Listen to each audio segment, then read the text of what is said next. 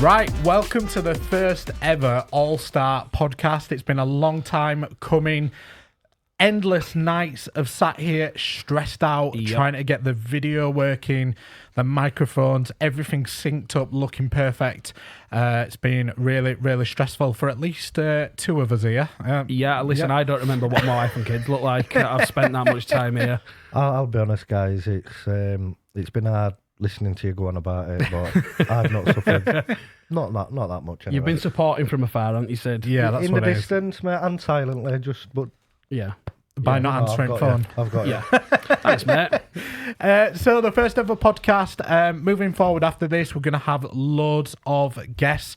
The whole point of this podcast is to inspire you guys that are watching. We're going to be bringing business leaders, entrepreneurs, people that have got an absolutely amazing story, comeback stories, people that have changed their lives around from negative to positive, and really try and inspire people to better their lives or take a risk, take a chance, start their own business. But the first one is going to be slightly different, so we're going to talk about us. So you see myself, Sid, Matt on a weekly basis, whether it's on the live draw, the promo videos, all that type of stuff. But what do you actually know about us on a personal level? What's our journey's been over the last couple of years? What's brought us to this point right now where all three of us are sat at a table? Because we've all got very completely different journeys. And I think me on a personal level, when I explain to people the things that I've done in my life, sometimes I think they think I'm full of shit because I've been through that much over the last 36 years in terms of like jobs, from the British Army through to DJing. You've had a very colourful life, haven't you? It has been, but I kind of put that down to my ADHD, the fact that I've never been able to focus on something and then really, really stick with it, because I tend to find that I'll enjoy something for a short period of time, whether that's a year or two, and then get really bored. Yeah, and then suddenly shift to something a else. very, very impulsive person. Yeah, I very tell him impulsive. all the time. Very impulsive. Seeing as though we're on about Matt and ADHD, were you diagnosed at childhood? Talk to us a little bit about your childhood. Where did it all begin for you? So for me, when I was in school, so I'll first of all talk about as a child. So we was born and raised. So I was raised by a single mum. Hi, mum, Amanda. And see you later on. Sorry. We can't resist, can we? Every time we talk about Matt's mum, bless her. Right.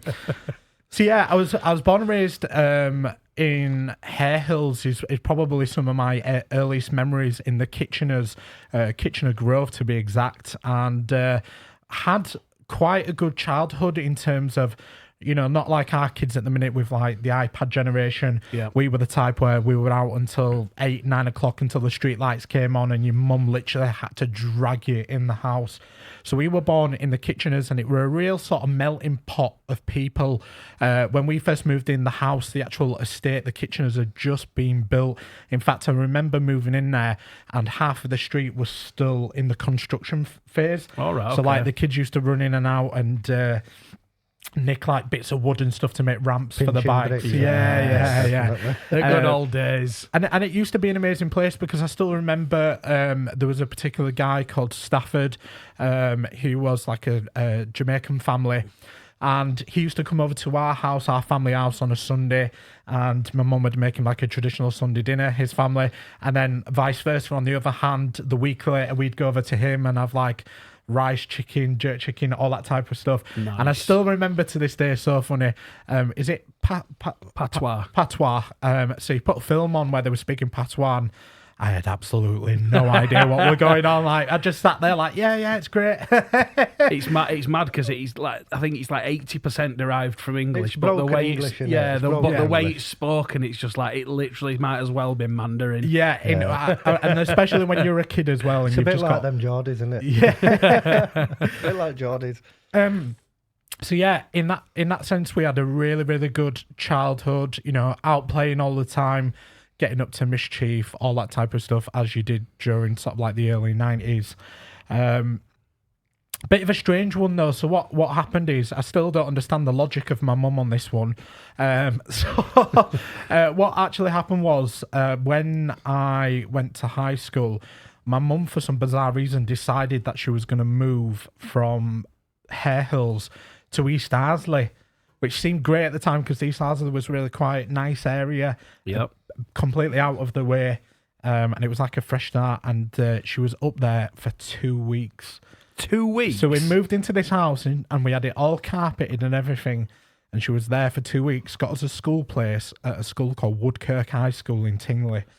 And she was there for 2 weeks and she'd not given her keys up for the old house in the Kitcheners. And Straight back in.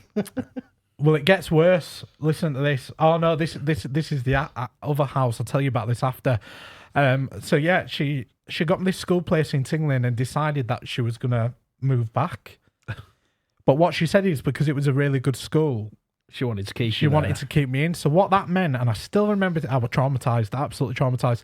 So I then had to get a bus from Hare Hills to Tingley. That's a fair old And schlep back as well. That. every single day. So you had to get one bus to Leeds bus station, and then a second bus, which used to be the 201, 202, 203, from Leeds bus station all the way up to Tingley. So at what time did you have to leave the house as a kid on a morning to get to school? Because that's some journey, that. Early. And do you know the thing is now, you've got to think, so what when do you go into year 7? Is that, are you 11-year-old then? Yeah, about, is it 11? 10, 11. Yeah, isn't it? about, yeah. 11. So I was doing that journey from 11 years old up until about 15, which now, if you think about it, an 11-year-old going that far. I wouldn't send my kid, like... No. But your mum just clearly didn't like you. She wanted you out of the house as long as possible. There's no explanation for it. She's still not now. It's like, right, do you know what? School have got him 7 hours a day. If I move far away enough, get him a bus pass, I can lose another 3-4 hours a day. Yeah, just get rid of Feed him. him, put him to bed. But that's what it was. So I literally used to finish school at 3 o'clock and I'd walk in through the door on a night time at 4:30.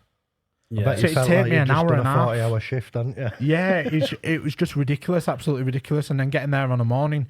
And I take it you were one of the only ones, or if not the only one from your friendship group that actually went to that school. As Yeah, well. so I knew no one. So when I first joined that school, you know, like most of the time you'll go and join high school with a couple of people you knew in primary school. So I knew nobody. So it was like a whole new experience. And then what made it more difficult is sort of like talking about my mental health from as sort of long as I can remember, from being a very, very young age. I've always had like severe anxiety, ADHD, and that impulsiveness, yeah.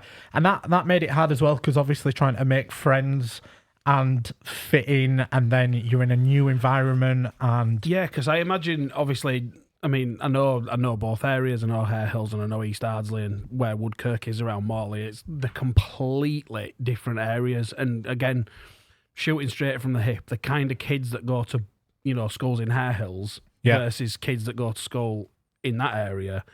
I imagine for you, trying to fit in with the Woodkirk lot, trying to be somebody else, and then trying to be someone that fits in with the Hare Hills lot. I imagine that were quite... It was quite difficult, but to be honest, like, still to this day, one of the lads that I've become very close with, which was Kieran Brogan, he was a bit of a chav like me as well. Like the whole TN hat, TN trainers and stuff. I will admit to you Sid's now. Sid's still not got out of that phase. He's in his 40s and he's still not got out of that phase. Cheeky git. So Only one of us look 40s here, mate.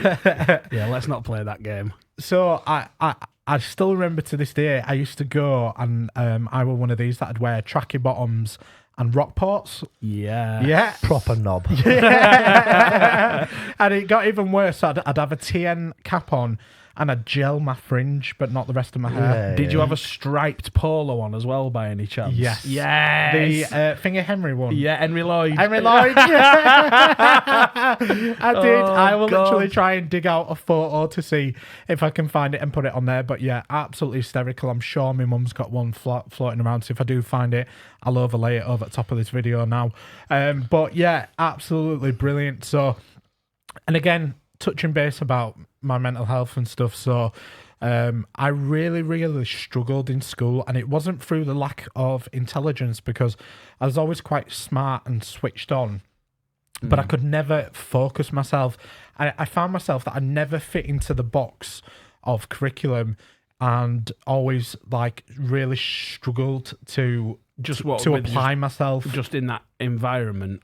Yeah, just in school in general, and it was really frustrating for myself and my teachers because they would sit there and they'd speak to me and my mum, and they'd be like, look, he's really intelligent, but he just can't apply himself. He'd rather be the class clown and he'd rather piss about all day and do this and do that. I mean, I got suspended and all sorts for so many stupid stuff. I remember, right, if he's watching now, possibly not, but Mr. Curry from Woodkirk High School, he'd bought a brand new Golf GTI, pride and joy, beautiful. What, on a teacher's wage? He was beautiful as well. He was a PE teacher, yeah. And I threw a lunchbox out of Dr. Boyle, his name was. You threw a lunchbox at a teacher? No, so it was out of the window in his classroom, and it landed on Mr. Curry's brand new car. Did it do any damage? I'd have cracked you. Do you know what? I used to get away with so much, and I think the reason why I used to get away with so much was because they used to fancy my mum. That is entirely believable. He's absolutely dying to say something. And that's what it was, because there were no logical reason, right? They used to call my mum. Carly's mum has got it going on. They used to call my mum into that school on a bi-weekly basis. So you reckon half the time they just wanted to... You weren't even in any real trouble. Teachers just wanted to ogle your mum. 100%. And I tell you, it was Mr. Lowe. Mr. Lowe, if you're watching now, I'm sure he's like the head teacher or something now. What if Mr. Lowe's wife's watching? This could get interesting. What have we said? All-Star Prizes. Ruining relationships since 2021. So I just really, really struggled to apply myself, and it was really frustrating for me because it wasn't through lack of intelligence or you know, it wasn't because I was stupid or anything like that. It's just I never found a member of staff or a teacher that found something that I was good at or was able to support me. It was kind of when we were younger, if you didn't fit in that box and you wasn't following the curriculum and doing as you're told, you was just a naughty kid, and that was it. There wasn't no such thing as ADHD and autism and stuff like that. If you didn't do what they expected of you, you were just a naughty kid. And that's all I was labelled as, just constantly a naughty kid. And you know, I'm not. I've got no qualms in confirming. So I left high school with not one GCSE to my name. And a funny story about that, I actually hid inside my cupboard. Yes, I remember you telling me about this. Didn't you walk out the back door, shout bye to your mum, slam the door, and then snuck back in and hid in your wardrobe? Yep. So we had one of these big sliding cupboards inside our bedroom. And I hid inside there with my duvet and waited a couple of hours, fell asleep in the cupboard, and then, came out and told my mum that I'd gone and done my GCSEs. So you stayed in a cupboard for like 6-7 hours? It was about 4 hours, because back then... when you finished, you come home? When you were doing your GCSEs, you went in, did your exam and come home, so I and then it wasn't until results day, and it was like... Mum, I got a B. Didn't even turn up. B for bed. So, I never really got on with school. And then I guess that's when I started my journey bouncing sort of to and from jobs. And I could never find anything. Like my first ever job, I still remember it to this day. I worked in a carpet warehouse down in Cross Green. It was called Delta Carpets. And it was just full of ruffians like me. It really was, like young, stupid idiots. Cheap labour. Yeah, basically, that's what it was. It was Yeah. cheap labour. And it's like two really funny stories. I remember I worked my ass off to get promoted up to fork truck driver. And it was like a fork truck where it had a boom on it because you used to lift carpets up and down on these shelves. And then there were another which were just a standard fork, which were to lift the big pallets of flooring up and stuff, the wooden flooring. All that type of stuff. And the first day I got promoted onto it, and I still today say it was not my fault because they did not give me any clear instructions, but there were this racking that was right in front of the boss's office, and they never told me that you only went in so far, Or you park in the boss's office. or potentially the forks may go right through the boss's window and cover him in glass shards. I bet that were good. I bet that were funny, good. If he's watching now, Tim, I do sincerely apologise, mate. I still think about that. Did you pay for it? Did you buy Tim a window? Listen, do you know what? He'd come out and he went, you fucking, you know, as you expect, like effing and jeffing and all the rest of it. And he's going, that window's coming out your salary, blah, blah, blah. So there's me panicking. I'm only young thinking, oh my God, it's going to cost me about 200 quid out of my wage and that lot. 23 quid. Yeah, that's what he come in and he went, oh, come here, I need to speak to you. He went, I've got a price on it and it's like 27 quid. That's what it was. It was about 27 quid. I thought, oh, fucking hell, that's not bad. I'll smash it next week for 27 quid. It's worth doing. But then I eventually got sacked because what happened was one of the other fork truck drivers, as a piss take, he told me to hold on to the boom. And he took me right to the top of the warehouse and then switched it off and then walked off from the fork truck. And I had my fingers locked like this on top, clinging on for dear life, screaming. Because if you ever felt How those tall booms, was yeah. it's very How hard to tall get a were grip this? of it. So the bays where the carpets went in, I'm sure they went up 5 tiers. So they put it this way, the fork truck was on the maximum extension that it could be upwards. So you're talking a good 30, 40 feet? If I'd have dropped, I'd have been dead. I'm more impressed with what type of forklift they used to hold you. I used to be a lot skinnier back then, I'll have you know, Makes sense. But yeah, just kind of like jump from job to job, call centres. I did a bunch of them, working at like British Gas and all sorts of stuff. Constantly getting sacked because I do really well initially, get into it.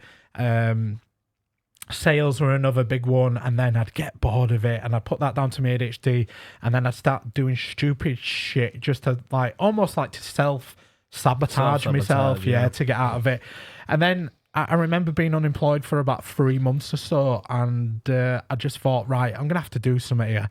So I went down to the army office. I don't know what, like, because no one in my family has ever served in the army. Had you ever had any sort of inkling that might be something that you wanted to do? That is what I dreamed of doing from being a kid, that. Did you? As soon as I got to 16 years and 9 months of age, legal limit to join army, that is what I did, signed up. Did you? And it was my eyesight. Oh, is that what failed you? That's what it was, my On eyesight. the medical? Yep. Yeah. Passed the fitness, did all that, and it was eyesight, yeah. So yeah, I remember, I don't know why I went down, but I think initially it was just like for a bit of information to go see what it was all about. And then your impulsiveness signed you up for 12 years. Yeah. So I said, Mum, I'm going to be a captain and get this much pension and have my own bungalow and everything. So, but honestly, so when I first went in, I had no idea what I wanted to be or anything. You know, like most people that dream of joining services, they've got like an idea in their head. I want to be a jet fighter, or I want to be in the infantry. I want to be in the paras. You know, there's always something. I wanted to drive and shoot guns. Is that what you wanted to do? Royal Logistics. Sid just wanted to be action man. Drive and shoot guns. Just action That's man. You just wanted to be a little ginger action man, didn't you? RLC. Give me a gun and something to drive me gun about in and pay me for it. Like, I've won. Yeah, well, so what happened was, I still remember it. So you applied for it, and then you had to come back and do something called the BARB test, and I still remember it to this day. BARB, yeah, and it was like British Army, something or other, and it basically, it was like a general maths and reasoning and English test, and it was all about to see how smart you was, rather than with like the GCSEs or A levels and all that. As you can understand, you don't have to be that smart to do it. I was just going to say, because if you passed it. Well, you've got a lot to learn, this podcast, Matthew. Well, do you know, in actual fact... you failed. No, I didn't. So it sets it out. In fact, I got quite a high score because it opened nearly every job up for me. The only ones that I couldn't do were the ones that required A levels or a degree. You know, so stuff like a pilot or, you know, Army Air Corps, all that type of stuff, or an officer like level engineer. Yeah, an officer. So I, everything else got opened up to me. So and I don't know why. Right, this is again impulse. Because out of everything that I could have chosen to potentially get a trade to then bring back out on at Civvy Street, chose the one thing that you will never use in the real world. I chose an army, a tank. I want to drive a tank. I literally chose a Challenger 2 tank. I seen it and I went, what? Sign me up here. Yeah. 5 years, I'm in. Literally. So they said, right, you've got to have an interview and stuff, and then we're going to send you up north to Edinburgh. Okay. Glencore. Yeah, and you had to go to Edinburgh, and you did like an assessment weekend up there. I think it was like 2 or 3 days, and you did your mile and a half run. You did like interviews, icebreaker, all that type of stuff, and it was really, really eye opening. And I passed through it first time. Did you enjoy the process? I would though? That's why we're going to ask you. Do you know? Sorry to interrupt. Do you know when you did your bit at Glencore? Obviously, they treat you like dogs, don't they? Yeah. And did it continue after that? Obviously, I never got further than that, but yeah. So, well, we'll come on to that. I'm like phase 1 training. So when I did my phase 1, which were 14 weeks down at Winchester. What happened is you passed that at Glencourse, and then you were awaited a start date. Yeah. So I got my start date through, and I got told that I would join in Winchester. And at the time, Winchester used to be a mixed sex camp, so there were men and women there. But the week that I joined, they'd taken all the women out because no pussy for you. Yeah, apparently they were like doing stuff they shouldn't have been. And yeah, Matt wasn't going for that. All about Queen and Country. Yeah. So, it's really interesting. So the first week down there, a lot of it was just pure admin stuff. So like getting everything sorted, getting your kit issued, all the rest of it. And what they did for the first couple of days is they slowly eased you into it. And what I mean is like they were fairly decent with you. They weren't knobheads or anything like that. Lulled you into a false sense of security, thinking, I could do this. And then like I still You're remember all part of family. Wait, well, next week. And they did stuff like they spent about 3 hours teaching us how to iron. So like I'm probably, if you've ever been in the armed forces, I always say you're a professional ironer. Yep. Because you get actually taught to sit and do it properly. So I thought, bed maker. Yeah, bed maker, the full really? lot. Yeah. How to do all hospital corners and stuff. Yeah, so they lull you into a false sense of security, and you think actually this isn't that bad. Why are people going on about it? And then I'm sure it's about the 4th day in the summer, and fucking all hell breaks loose.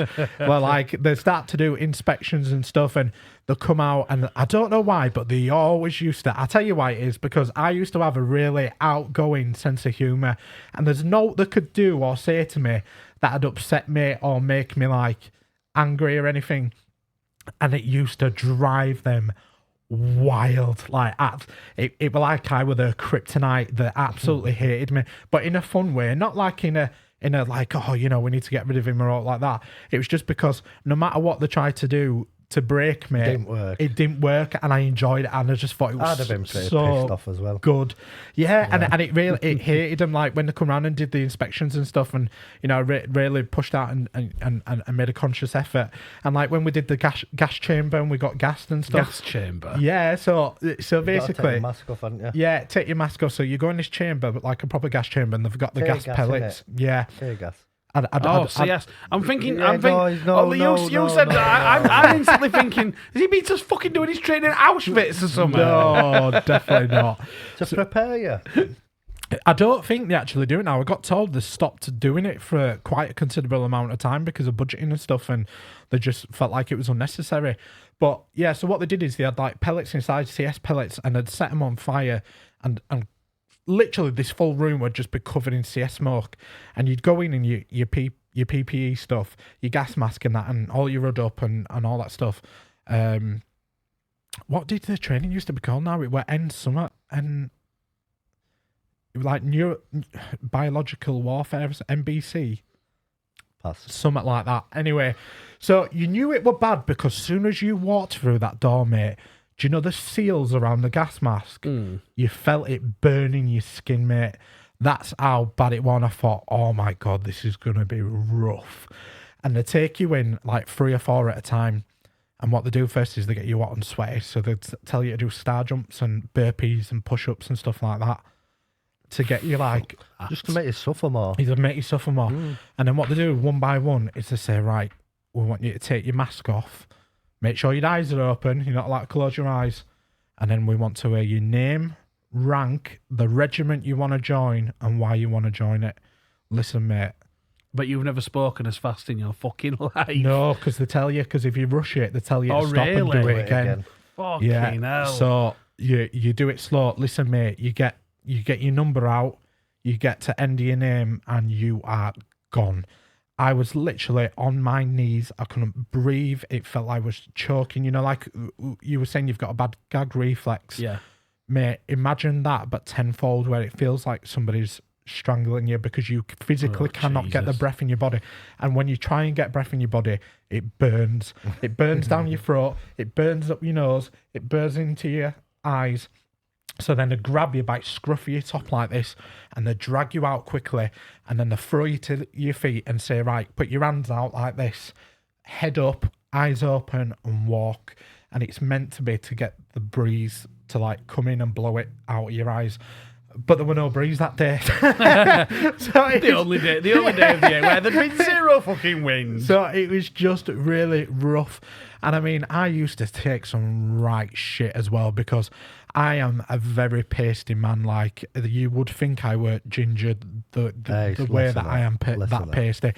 And I still remember the PTI instructors, and when I were in my shorts, somebody come over, one of them, and he said, "No way." He went, "Are they your actual legs?" I went, "What do you mean they're attached to my body?" Like, I couldn't understand what he meant. And then he walked off and he brought all these other two PTI instructors over. And they're all like built like shit houses. Yeah, they're like, "Look at his legs, that can't be normal, can it?" Because they were like pure white, you know, like milk bottle white. And he's like, they were all going, "Have you never seen the sun or something? Like, I don't understand it. Is there something wrong with you?" I had to get 2 buses to school. Yeah. Son had got home big time, I was done. But yeah, so and you know, a lot of people as well. A lot of people sometimes got back squadded. Where what does that mean? That basically meant if you weren't meeting the requirements in terms of the training, or you got a medical injury, you got back trooped by like 2 weeks. So if you to carry on, like held back. Yeah, so if you were on like week 10, they'd push you back to week 8, so you'd leave all your mates and stuff like that. Now, surprisingly, and I think this will kind of shock you, never got back squadded? Not once. And out of the 60 odd people that came through our like selection thing that was in the two sections or the 2 squadrons, I think in total there was something like, I look on my picture, I think there was 23 lads that got through. Yeah. Out of the 60? Out of the 60 in that. And so I take it some of those 60 didn't make it through at all? At all. So I'll tell you a story about that. So I actually went in the army twice. So what happens is I went in once, and during phase 1 training, I think it's the 6-week point, you can hand your notice in and say, "You quit. I quit. Don't want to do it." And then like a muppet, you did it again. Yeah. And listen, you know that's the story of my life. Listen. So I did it. I handed it in. I went, "This is just shit. I don't want to be here. Like, why have I signed up to this? Blah, blah, blah." I went home, yeah. And I went home for 4 months. And then I went back to the recruit office and went, "I fucked up. I've made a mistake. Let me go again." Yeah, can I go again? So they just got me another start date. But what they said is, you have to start again from week 1. Well, did that make it any easier knowing what you were going to be coming up against? Was it any easier the second time round? Only up until obviously the 6th week, and then everything after that we knew. But yeah, I kind of anticipated what were going to happen and stuff. But the second time were awful, because the first time we had really good training staff, and the second time they were dicks, like proper awful, mate, like the worst. And I still remember to this day when I passed out, and it was my actual pass out parade. And we stood there, and I was holding my rifle, like one of the most proudest days of my life. And my old section commander come over, and he went, "You absolute prick." He went, "This could have been you 4 months ago." Yeah. And he goes, "You've got through it in one go, and this could have been you 4 months ago. You could have already started your career 4 months ago, and now he's sat here." Like a prick. So what? Yeah, like a prick. That's what it was. Like, but like, I this is why, like, I had a love-hate relationship with the staff, because I used to be really cheeky and mouthy as well. I remember being at back. We were doing a run, but it's called the tab, and it's where you've got all weight on your back and stuff. And with like your full pack Bergen, and- the full yeah. works, the full lot. You've and it's weighted, and you've got a set amount of time to do it. And there were this one. He was a red cap, so like a police officer, but in the British Army. Right, okay. And like the despised right across the army, but he just took a really dislike to me. And I remember there were like a patrol vehicle that used to follow behind in case anybody got injured or dropped out or couldn't continue or quit, basically. And he brought Snickers with him, and he waved it at me. Because when I first joined, I had a bit of timber behind me, but I lost it through the army. And he's waving the Snickers at me, going, "Come on, trooper." What did he say? Oh, yeah, trooper. Because when you join it, Tank Regiment, you're a trooper. And he goes, "Come on. You know you want this Snickers." And he's waving it at me. And I turned around and said, I don't know why, but without thinking about it, I went, "It looks like you might enjoy that Snickers more than I would." But I had another member of staff outside of me, another NCO, and he burst out laughing because I'm basically calling him a fat prick. Like, yeah, you look like you'd enjoy that more. And I were only young at times, so do you know what I mean? Like, the thought, cheeky fan. But his face changed to the point of like, he looked like he wanted to come in my room tonight. Your fucking head in. Fucking do me in, like strangle me. And I still remember the day when I passed out. He come over to me and my family, and he went, "Oh, I'm still surprised you're here." Salty bastard. I know. So yeah, and then I went off to Bovington. And I got fast tracked, so you meant to go do your driving course first for the tank and get your H license, and I got fast tracked straight to the gunnery course. So I learnt to fire and maintain the main sort of armament on the tank, and then once I passed out from there, I went up to where did I go? Catterick. North Yorkshire. So I joined the Royal Dragoon Guards, and they was in a process of moving from Germany to Catterick. And we moved into these new slum accommodation, which was basically like a hotel. They had just been built, and we got a room each. I've never seen out like it in my life. And it was like living inside a hotel. Everything was brand new, beautiful. It was amazing. But I hated it. I absolutely hated it. The first 2 years, again, story of my life, the most exciting thing ever. Thought it was the best thing since sliced bread. Got to about 2 years, 2.5 years in. So No, in not your army career, did you see what is it? Is it active duty? No, and I still say this to people that so the regiment that I was in, they deployed about a year and a half later after I left to Afghanistan. Right. On Op Herrick, and that's when I lost a couple of people that I knew that I went through training with, Ashley Smith, Bob Monkhouse, a few others, so I wasn't actually there for it.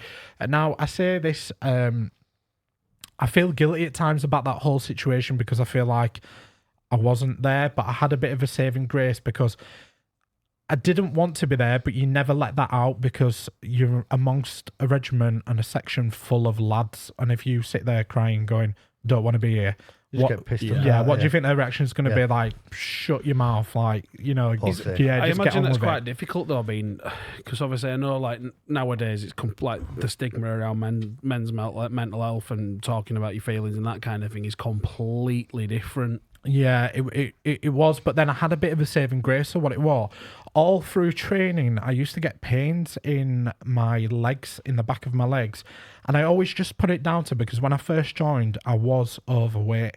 I wore a bit of a podger for a while because I got into this depressive state and I was staying at home, not working, and I always put the pain down to the fact that I'm a bit unhealthy, I'm unfit, my legs are not used to doing this type of work and blah, blah, blah. But even when I got fitter, and Sid, you'll laugh at this, after phase 1 training, I was that fit, I had a 6-pack. I am telling you now, mate, right, I'll show you pictures. I was as fit as a fiddle. Listen, mate, fit as a fiddle. And I still had the pain. Still had the pain at back of my legs, and it was always on like long runs, and it was like almost like a tension in the back of my legs. Right. And even when I got fit, and I thought it's not normal. So anyway, when I was at the regiment, I went to the med centre, and that's where I actually met Bob Monkhouse, who died in Afghanistan because... I'm assuming he wasn't actually called Bob Monkhouse, and that's like a nickname for him. So his surname was Monkhouse, but everybody used to call him Bob Monkhouse. They used to always call him Bob. So anyway, I remember meeting him, and he was working down there in the med centre, and he was like a bit of the sort of, I'm sure his rank at the time was sergeant, and he was like a liaison between the medical staff and us, basically. And I remember having the first ever conversation with him, and he was asking about our war and stuff, and he said, I'm going to get out soon. Because he'd been in for a long time. He was a sergeant. I think he'd been in 15, 20 years or something. Also, take it he was quite a bit older than you. Yeah, 100%. So I remember him having a conversation saying, you know, we're potentially looking at getting out at some point, and he'd done his time and all the rest of it, and he said he's probably going to do one more tour just to bank a bit more money. And then bounce. And then obviously, unfortunately, what happened is on that tour, he unfortunately got killed, which is really, really sad. But so when I went down to the med centre and I got assessments, the doctor said, we think it's compartment syndrome. And I got this explained to me. I'll try, obviously I'm not medically trained here, so I'll try and explain it the best that I can. But it's similar to like, is it, what do you get on the front of your legs? Is it stents or stents or? Oh God. What are they called? Yeah. Oh God, he's going to annoy me. So anyway, I'll carry on with this. So Splints. Shin splints. Yeah. So basically, compartment syndrome, the way that I got it explained to me is, as your muscle, your back, your calf tries to, when you do an exercise, they expand. So they said, I've got a layer of tissue over my muscle. So when I do like really... Did they call it fat?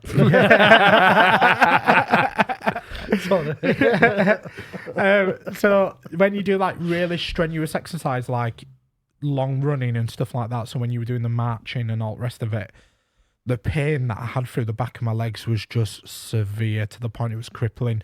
But during training and stuff, like you get taught to push through the pain, push through that pain barrier.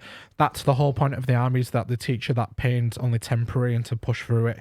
And that's drilled into you all through training. So I just kept telling myself, like, come on, you're fat, you know, you're overweight, you're a pussy, come on, push through. When in actual fact, it wasn't. It was they were actually something wrong. So anyway, they turned. I know. So they turned around and said, right, we're going to send you to a specialist. I went, and then they gave me two choices. They said, so in order to fix this, they've got to do an operation.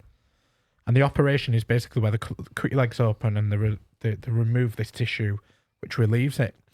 But what they said is then you've got to go through like physio and learn to walk and stuff, because basically cutting the back of your leg open and whatnot. Yeah, it's a big operation. Yeah, and they said... Yeah, you've caused me to do it 7 times so far. But I can't wait till we get to your side, your story. I really can't. This is just an I Hate Matt podcast. Yeah, I know. I apologise. So they give me two options, and they said... I think it was kind of dirty the way that they did it to me, because they said you can either go have the operation, but then you might not be frontline fighting fit. So what they mean by that is you might end up having to take a desk job or a desk jockey, yeah, like join, they said the AGC, which is the Adjutant's General Corps or something, which is just basically desk jobs. And you might not be fighting fit to go on a frontline regiment, which I was in the Royal Dragoon Guards. Alternative to that is you can leave. But they never put it on the table as being a medical discharge. Right. Oh, and does that matter? I take it that way. It makes a massive difference, because if you get medically discharged, you get paid out. Yeah. So they sort of usurped you into thinking you were going to be medically discharged. No, not at all. No, they never mentioned medical discharge. They just give me the option, because obviously I got really, really depressed out of my head then, because I'm thinking I can't keep up with the normal lads. So I felt like a complete failure. I felt like I'd failed myself, and then I could go for this operation, put myself through all this pain and stuff, only to find out that I'm still going to be in that same situation. Whereas I could leave and go back onto Civvy Street, which initially is what I wanted in the first place, before any of this. So why put myself through it? Yeah. And they just give me that option. I remember going in and sitting with like the IC, and he just said, look, if you want to leave, you want to leave. We said, that's it. He went, I'll allow you to put your notice in. So how soon after that conversation were you out? It took a good few months, He wanted a quick process. So it's not just a clean break then? You're not... They don't... Oh, no. It takes... Obviously, you signed up for a certain amount of 4 time years. as well, aren't you? You can't 4 just years. say, I'm going it's home. like a contracted thing. I'm going home. I don't want to do it anymore. Yeah. So, but to be honest, I got told that I was really, really, really, really, really lucky because they don't normally do it. And it was only because the IC took pity on me, basically. Should we fix that? The light went down. It just flicked off. Notes moved. One thing I will say is mat time. Might have to speed on. Yeah. Might have to speed on a bit. Look at the screen. It doesn't look. Oh, it's because it's run out of charge. Oh, Is it powered? Is it battery? Yeah.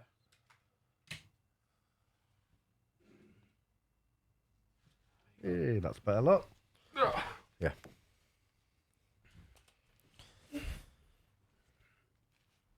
Yeah, so I got told that I was quite lucky in that sense because they don't often let you come out of the contract. It's normally for 4 years.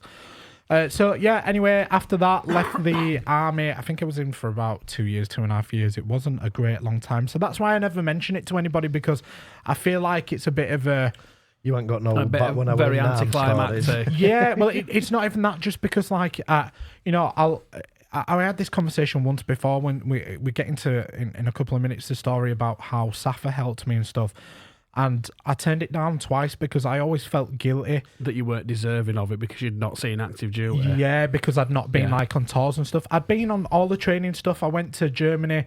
I did all the stuff in terms of the training side of things, but I'd never gone and actively done anything like Afghan, Iraq, even the peacekeeping missions, nothing like that. And it was the lady at Safa that convinced me. She said, look, it doesn't matter whether you served, I think it was 90 days was the minimum, or you'd served 22 years. You've still been in, you've still done the training, blah, blah, blah. You've gone to regiment, all the rest of it.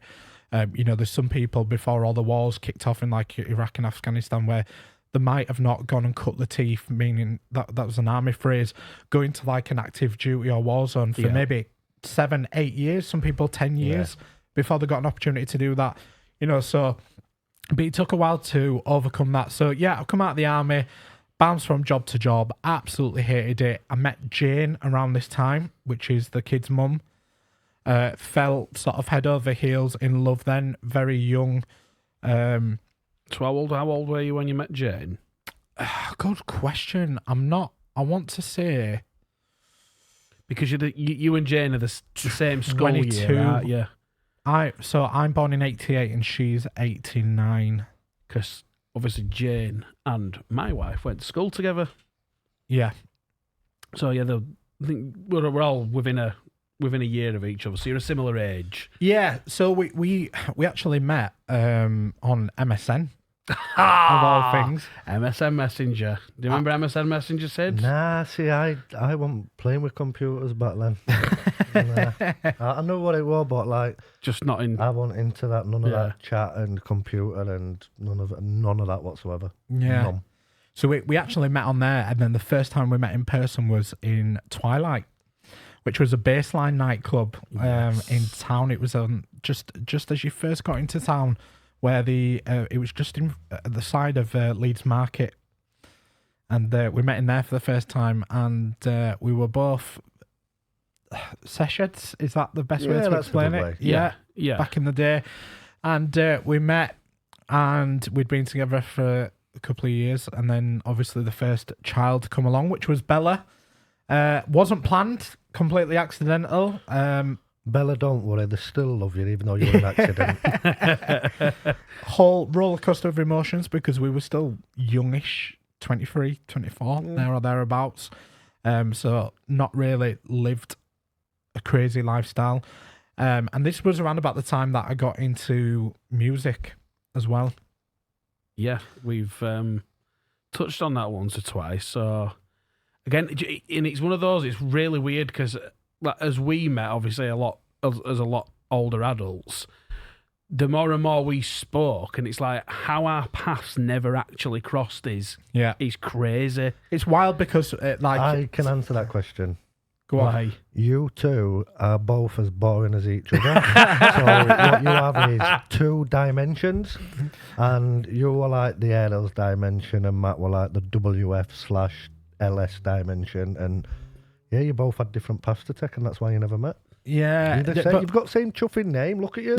I know. Yeah. Take his hair off. He's you. Put it on you. You're him. It's just bizarre though because we kind of ran in the same circles. Like, when I originally started going out and started getting into music and DJing, and it was bassline. Yep. So were you still on rock and roll then, Matt? Were you still rock and roll, Bon Jovi and that while you were doing bassline? Is that why you didn't?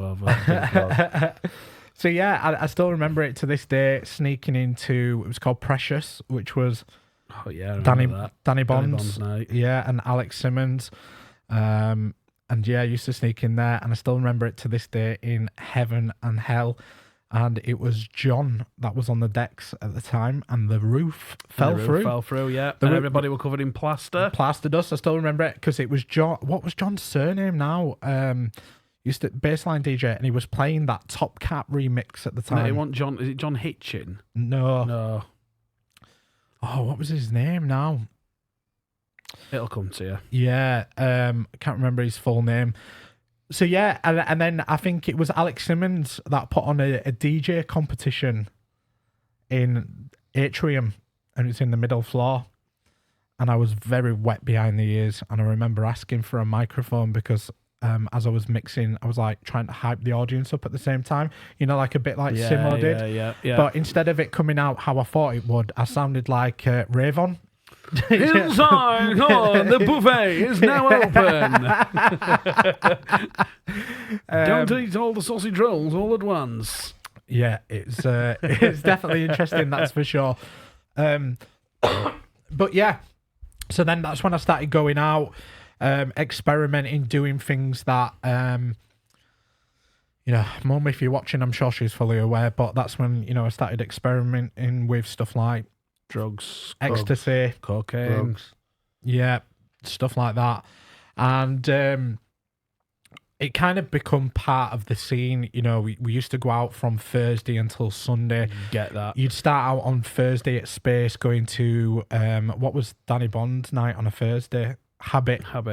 That was the sort of the electro sort of night, wasn't it? So you used to get some big names over like Dirty South and a few other bits and pieces, Julie McKnight, and used to just party all the way through till Sunday. And then that's when I started getting into all the DJing, and then I used to play at Space on a Friday night for Twisted, Sunday at Space for Funky Dory.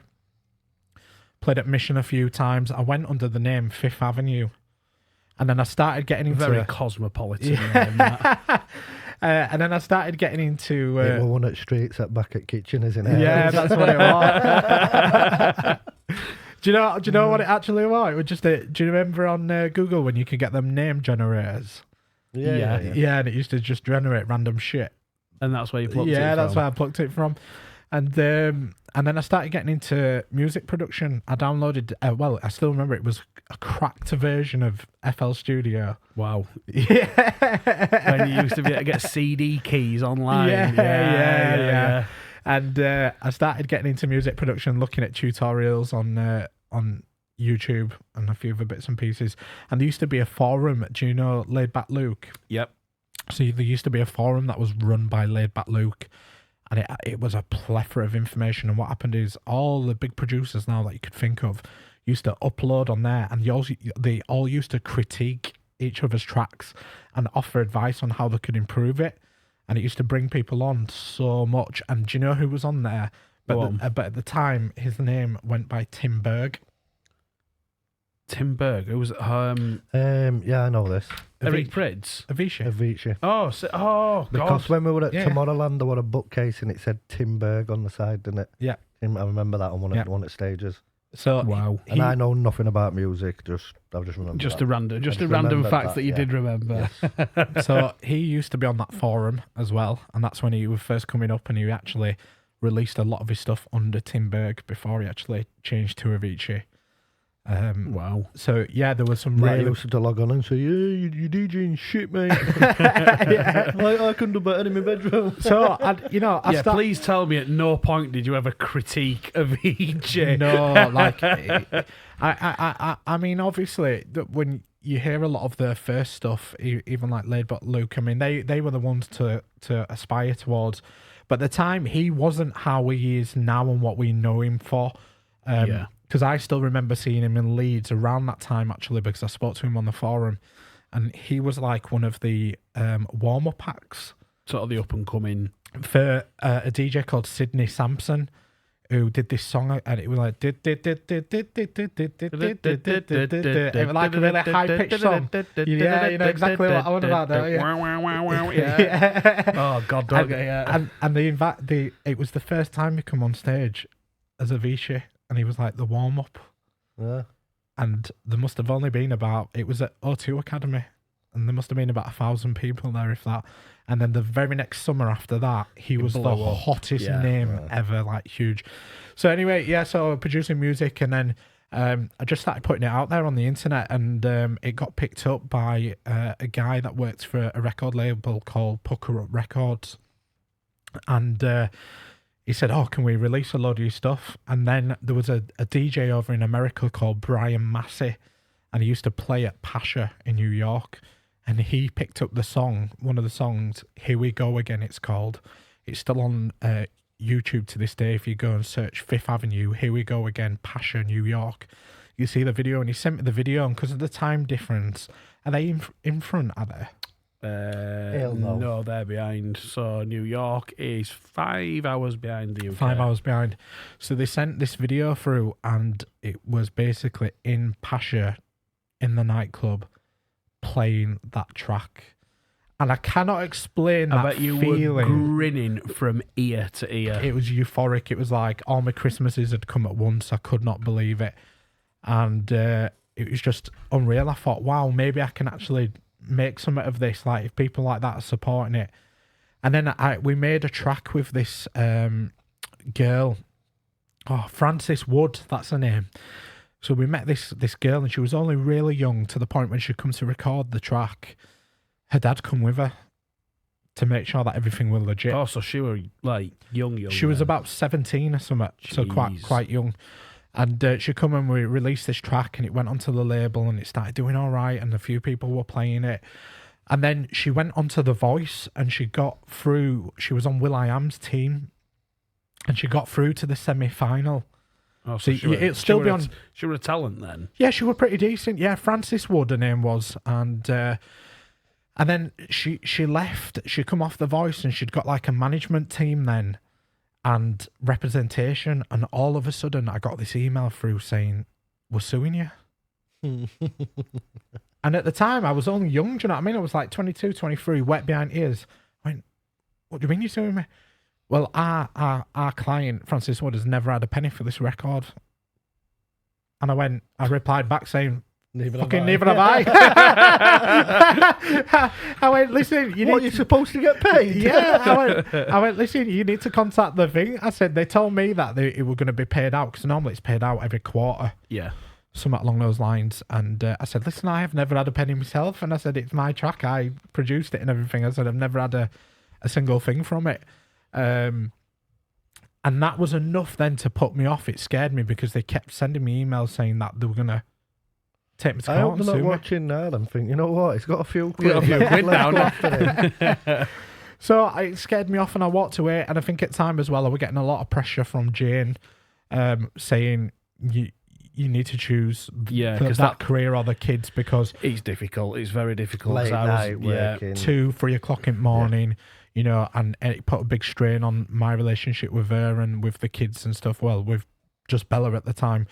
And she like kind of laid the law and gave me a bit of an ultimatum and said, look, you know, it's not working. But it's the lifestyle that comes along with it.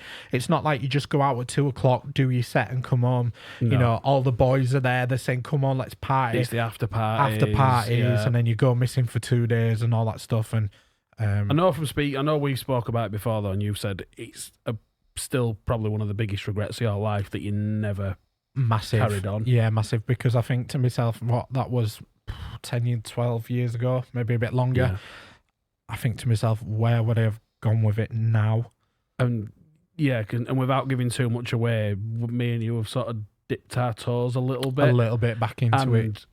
It's I think we were both sat there like grinning like Cheshire Cats, because obviously we both ran in similar sort of circles and were involved in music and DJing, and we were both pretty excited, weren't we? Definitely 100%. It just, there's something about music. It's just it never leaves. If you've got that passion for music, I don't think that excitement for it ever leaves, does it? No, definitely not. So, like, after that then was, again, bounced from job to job, worked at N-Power for a bit, selling gas and electricity to businesses. And I was good at that.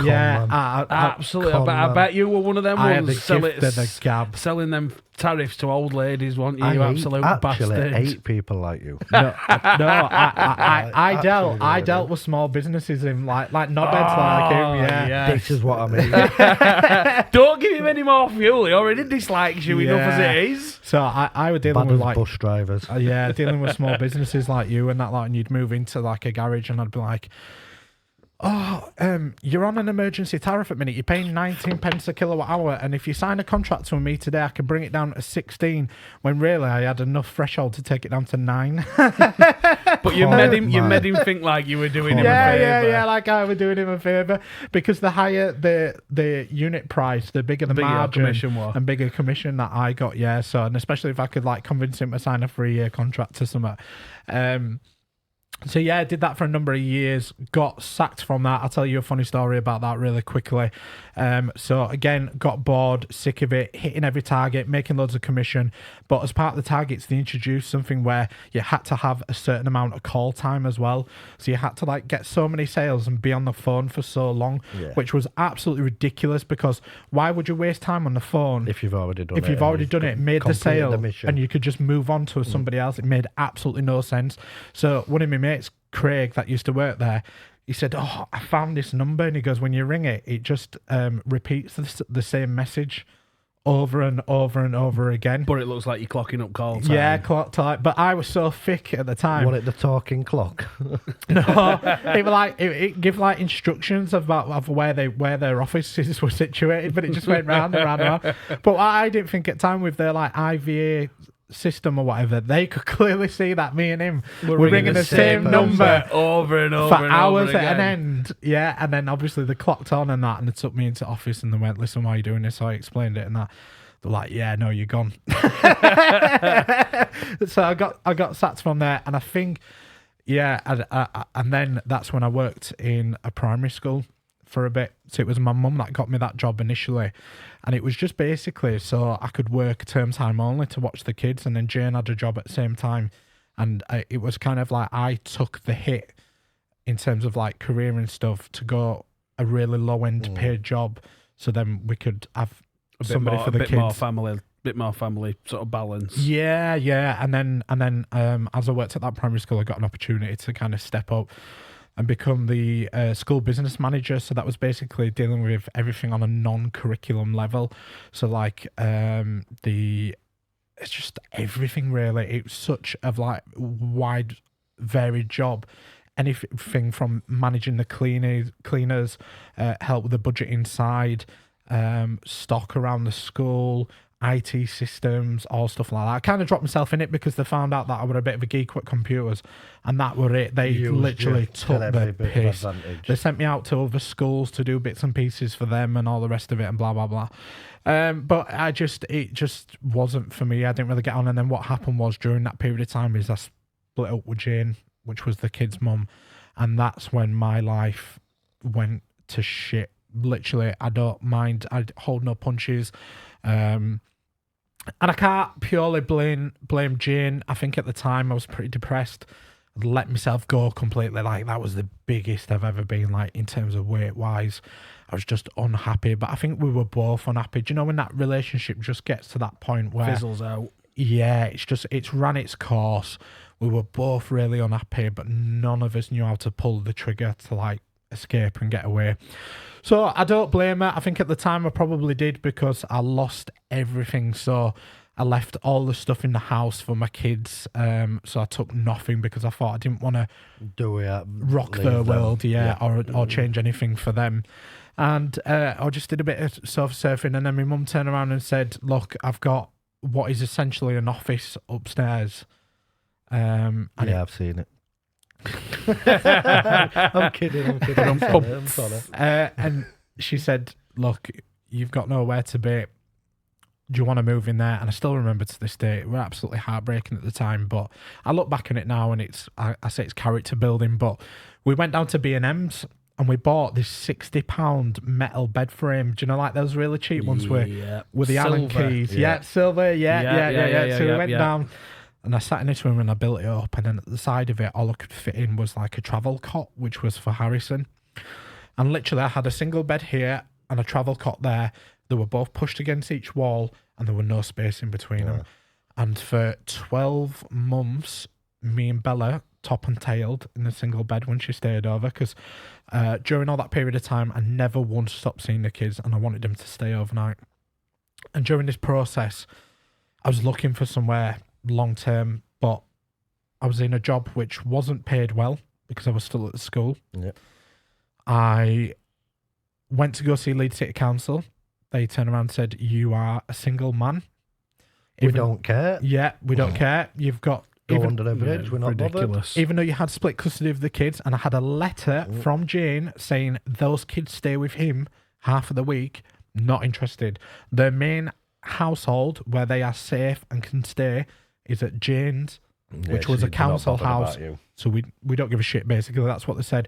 So they give me Band C, which Band C, they told me, is 8 to 10 years. You're on that list. I believe that. 8 to 10 years. So you'd probably still be waiting. I'd be still waiting to this day.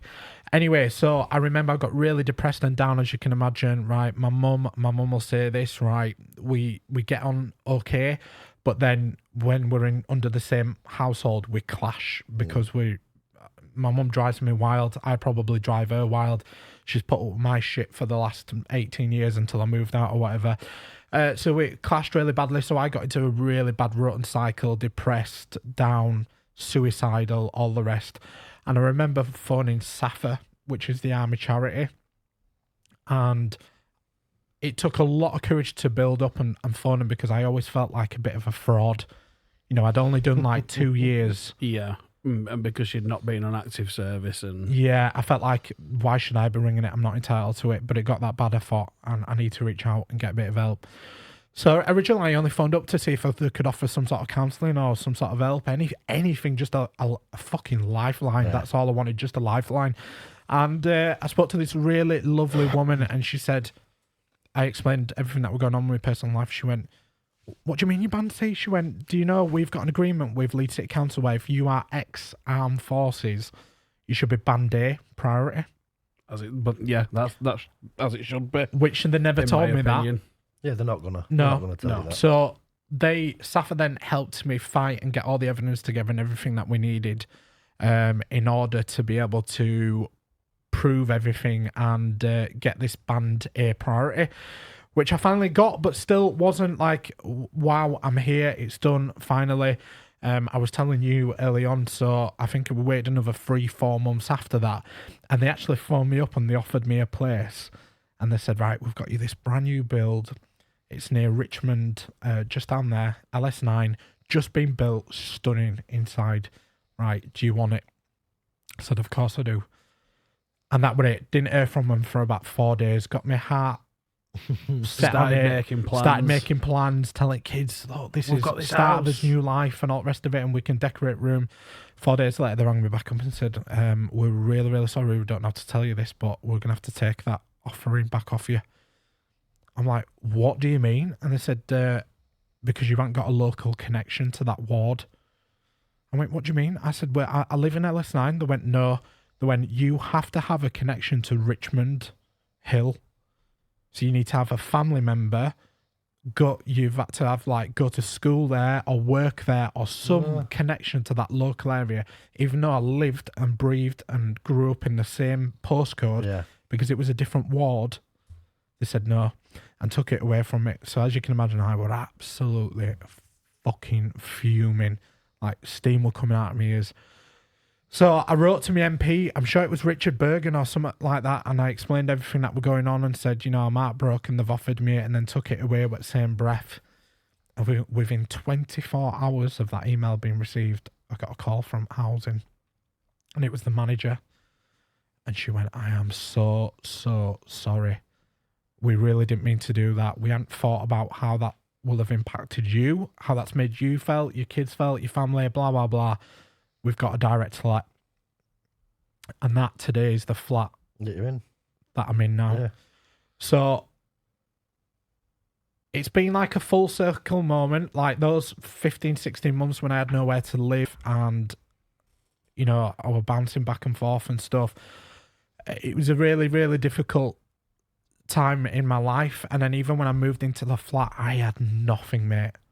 Not a pot to piss in. Yeah. All my stuff were handed down to me, given by people. The sofas, the TVs, everything was just like hand me down and given. And I didn't. I still worked at the school at the time, and my salary was probably about 1,200 quid a month, which when you've got a flat, yeah, it's not a lot, is it? It's nothing. So what happened then is I couldn't keep on top of my finances, and I don't mind admitting this to people. I went and got a bit of advice, and is it Step Change? Yes, the debt charity. Yeah, the debt charity. So they were like, go bankrupt. They were pushing for you to go towards bankruptcy. They went, we can't offer a debt relief order. You need to go bankrupt. And I didn't want to go bankrupt because I thought when I read up on it, there's so much involved in it. You can't be a director. You can't do anything. It literally ruins your life. So I think it was just an advertisement I saw for an IVA, and it said consolidate all your debt, and it's a legal thing. Your creditors can't chase you. Lawson Fox, they were called, and I rang them, and they said, yeah, we can do it for you. And I swear to God, it was like somebody lifted the weight of the world off my shoulders, because, trying to live in a flat with 1,200 quid plus 2 kids.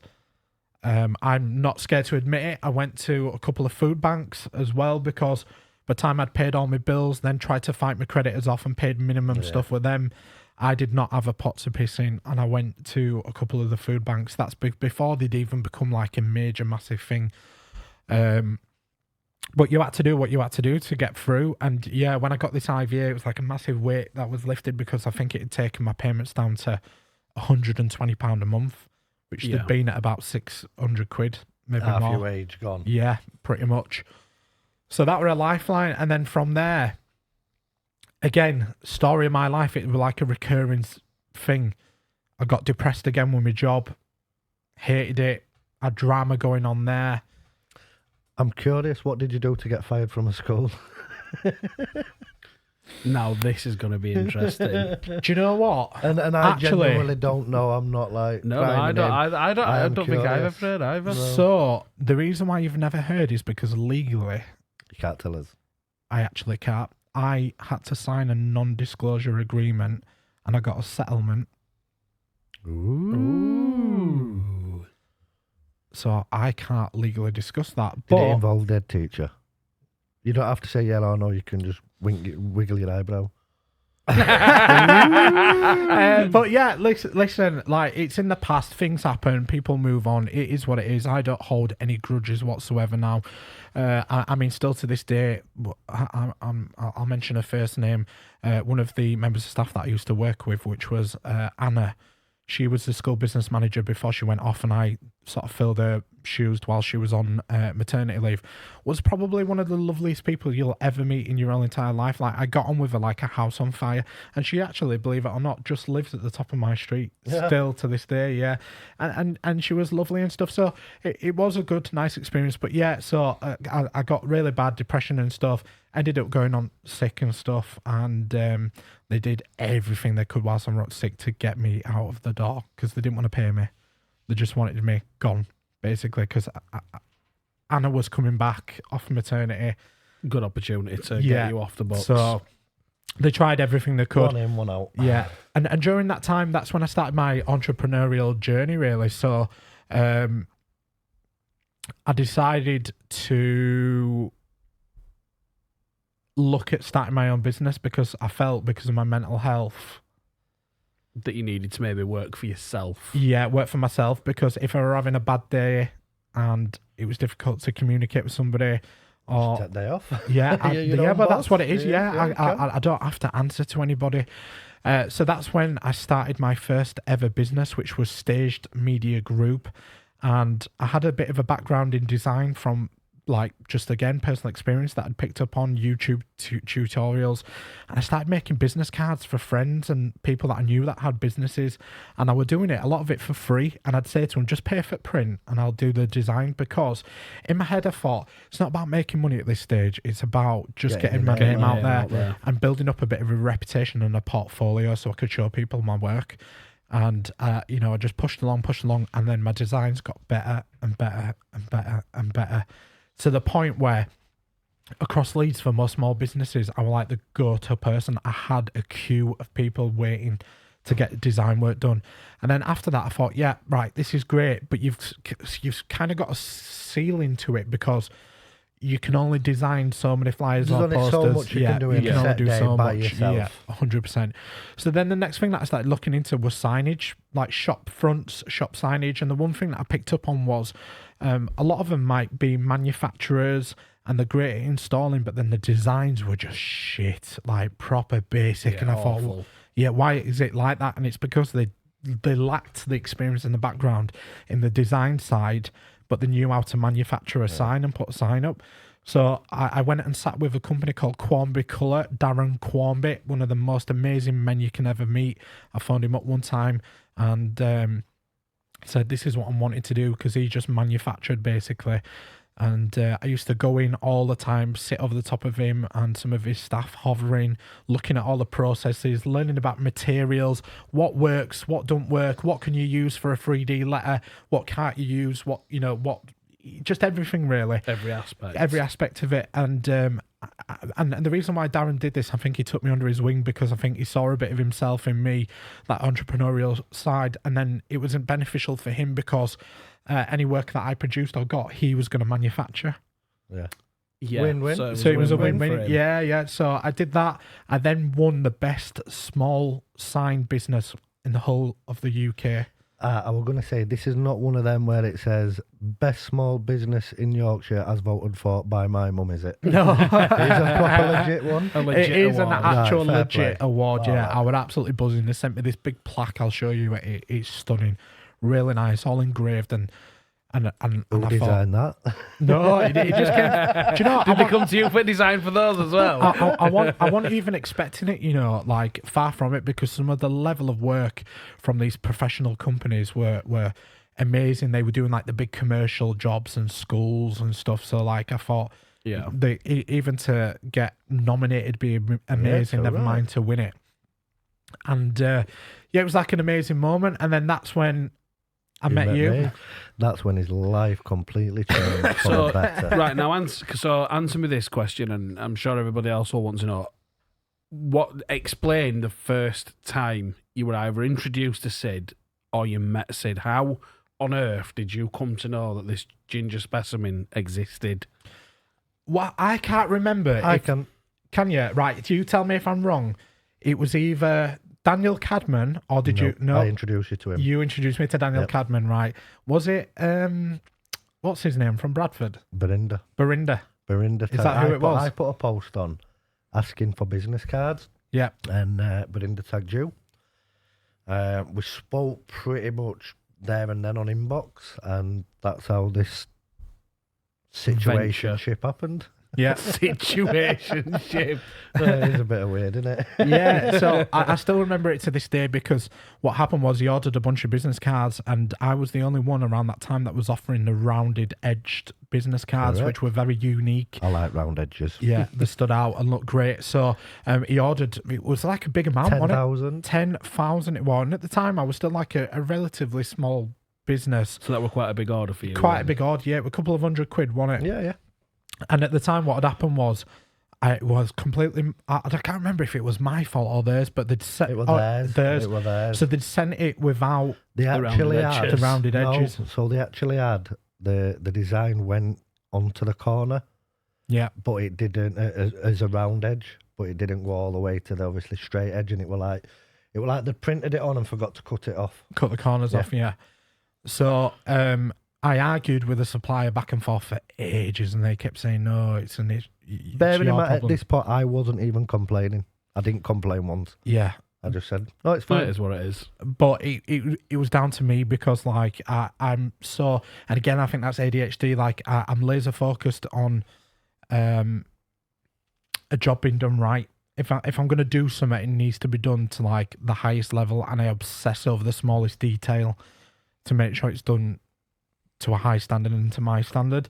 And so I went through to him, argued, toss, and I ended up having to pay something for him to ship them back out because they weren't going to do it off their back because 10,000 of those business cards were expensive. But I thought I'd do it anyway, so I shipped them out to him and I said, look, don't worry, have both sets. There you go. I've still got about 17,000. Honestly, I've. Genuinely, I've. And at the time, so that's when I first met him, and I think then that's when myself and another lad, we were doing that I'm proud hashtag I'm proud for the NHS. For the NHS, it's when COVID started to happen, and Matt was a sucker. Yeah, he believed it all. So, so we basically raised loads of money for the NHS. It was tens of thousands of pounds with like lanyards and wristbands that said hashtag I'm proud, and they were everywhere, all in the NHS. There was in the police force, fire brigade, all over, and so that's the time when I'd met Sid.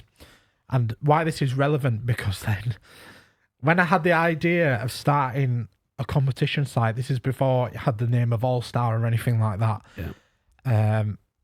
I rang 3 lads that I knew were all business owners, they're all entrepreneurs, because the cost of starting a competition website at that stage was quite high. Yeah. So the barrier to entry was the cost. You know, we were talking like 20-30 grand or something. So that's literally just setup costs at that time, yeah, because going. it wasn't like how it is now, where you know it can be a lot more cost effective to get going with it. It was very expensive then because developers knew what they had and they could charge an arm and a leg for it. Yeah. As time goes on, floor. that becomes less and less and less. Yeah. But at the beginning, or at the early days, everything, the expenses on stuff were crazy high. Yeah. So from my business at the time, Stage Media, I'd like put a bit of a nest egg away for the kids and stuff, and I don't mind admitting, I think I'd saved up in total. I remember having this conversation with you. I think it was about 20 grand. It was. Yeah, 20,000 I'd put away. And I said to Sid, listen, if I put this 20 grand in and do it myself, and it goes tits up, you're fucked, basically. I've lost everything that I've earned so far. Mm. But at the time, so I thought, right, who can I get on board with me to mitigate this risk and to share the risk with me? So I contacted like 3 separate people all at the same time. It wasn't like one over the other or anything like that. And I thought, well, whoever seems more keen and wants to do it. And I still remember to this day, I won't mention any names, but there was a particular person that came back and went, nah. Won't work. Yeah, one person said to me it won't work. Other said, I ain't got time. Don't want to do it. Can't be bothered. Blah, blah, blah, blah. And then Sid came back and said, yes, come up to my office now. And before we get into this, that very person that said, no, I ain't got time, he rang me 4 days later after Changed his mind and said, I'll do it with you. And I went to him. Sorry, mate. I said, opportunity's gone. Yeah, it's gone. I said, I've already committed to Sid, and I'm a man of my word. Like, if me and Sid have a gentleman's agreement and we've agreed on it, that's... We did crack on literally that day.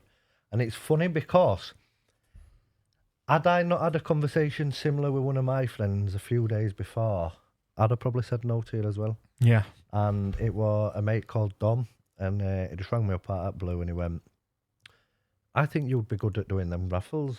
Because I'd raffled bits off on Facebook, on lottery and stuff before. No major, not as a business, just my own personal stuff.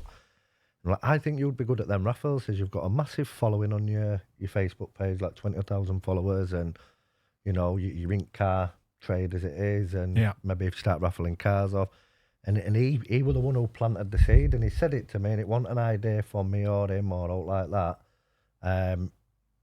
But he'd planted the seed. Then I took the phone call from Matt, literally a matter of days later. So when he said it to me, It was like the I went, yes. universe is just Yes. telling you to do this. right, yeah, come up to my office now. like lightning Yeah, struck. come to my office now. It was, and we literally. So I went up that very same day, and we sat in the office, and within, this is no exaggeration, within 15-20 minutes, we had a name. Yeah, we were brainstorming names, typing them in for Come on then, out of curiosity, what names came close? Can you We thought remember? of all sorts. We thought of like animal types, didn't we? Honestly, everything, but we were just Like sat there gorilla throwing comps, I them. think were one of them. Yeah, something stupid like that. We Yeah. were throwing them back and forth, and then we'd type them in, see if the Check the limited domains, company. yeah. name was See available. if- yeah, we did all that, and then we'd think, right, that's the one. No, it's gone. That's the one. That's gone. We weren't sure.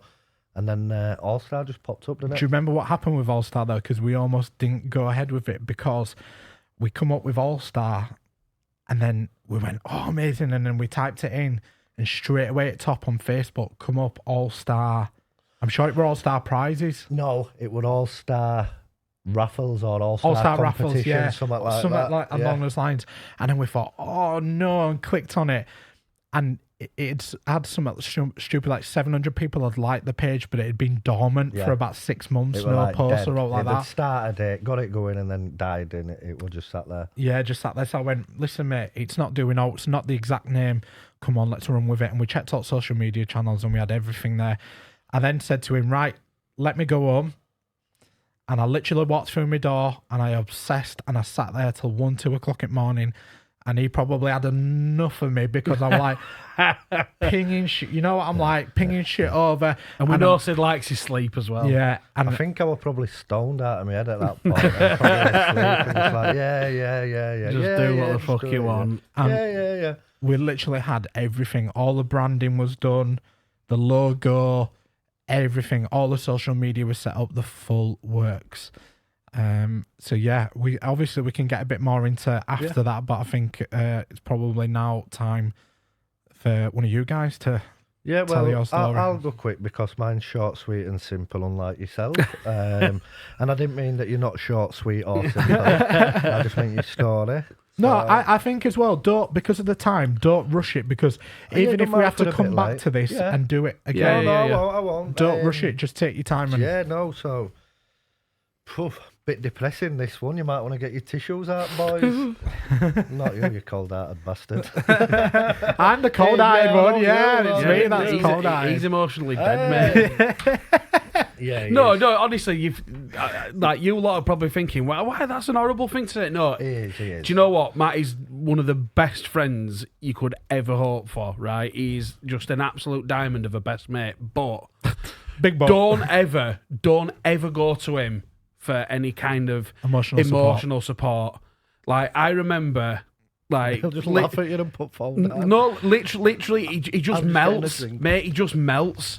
So I remember sadly lost someone really, really close to me like a couple of months or so ago.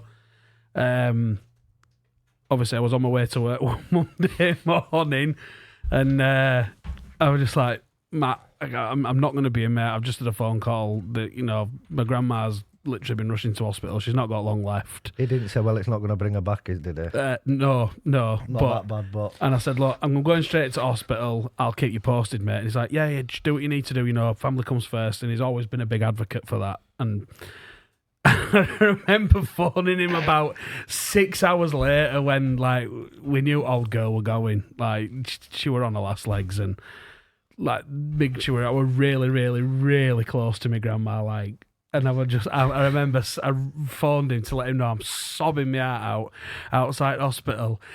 And it was just like, I could see his face. Like, even though, like, it wasn't a video call, I could see his face. Like, the colour must have gone out of his face. He just did not know what the fuck to say or do. He's like, oh, yeah. All right, yeah, Sam, we'll just do what you need to do, mate. And I'm like, do you know what?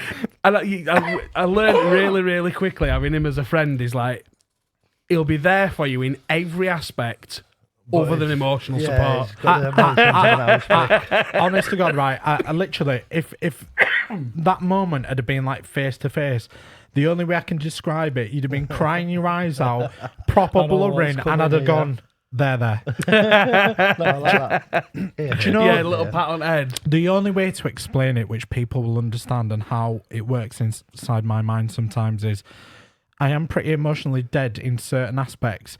A bit like Sheldon Cooper. That's why it's my favourite program. I watch him, and there's a lot of traits that remind me of him. Yeah, but he's smart. Like a robot, sort of like.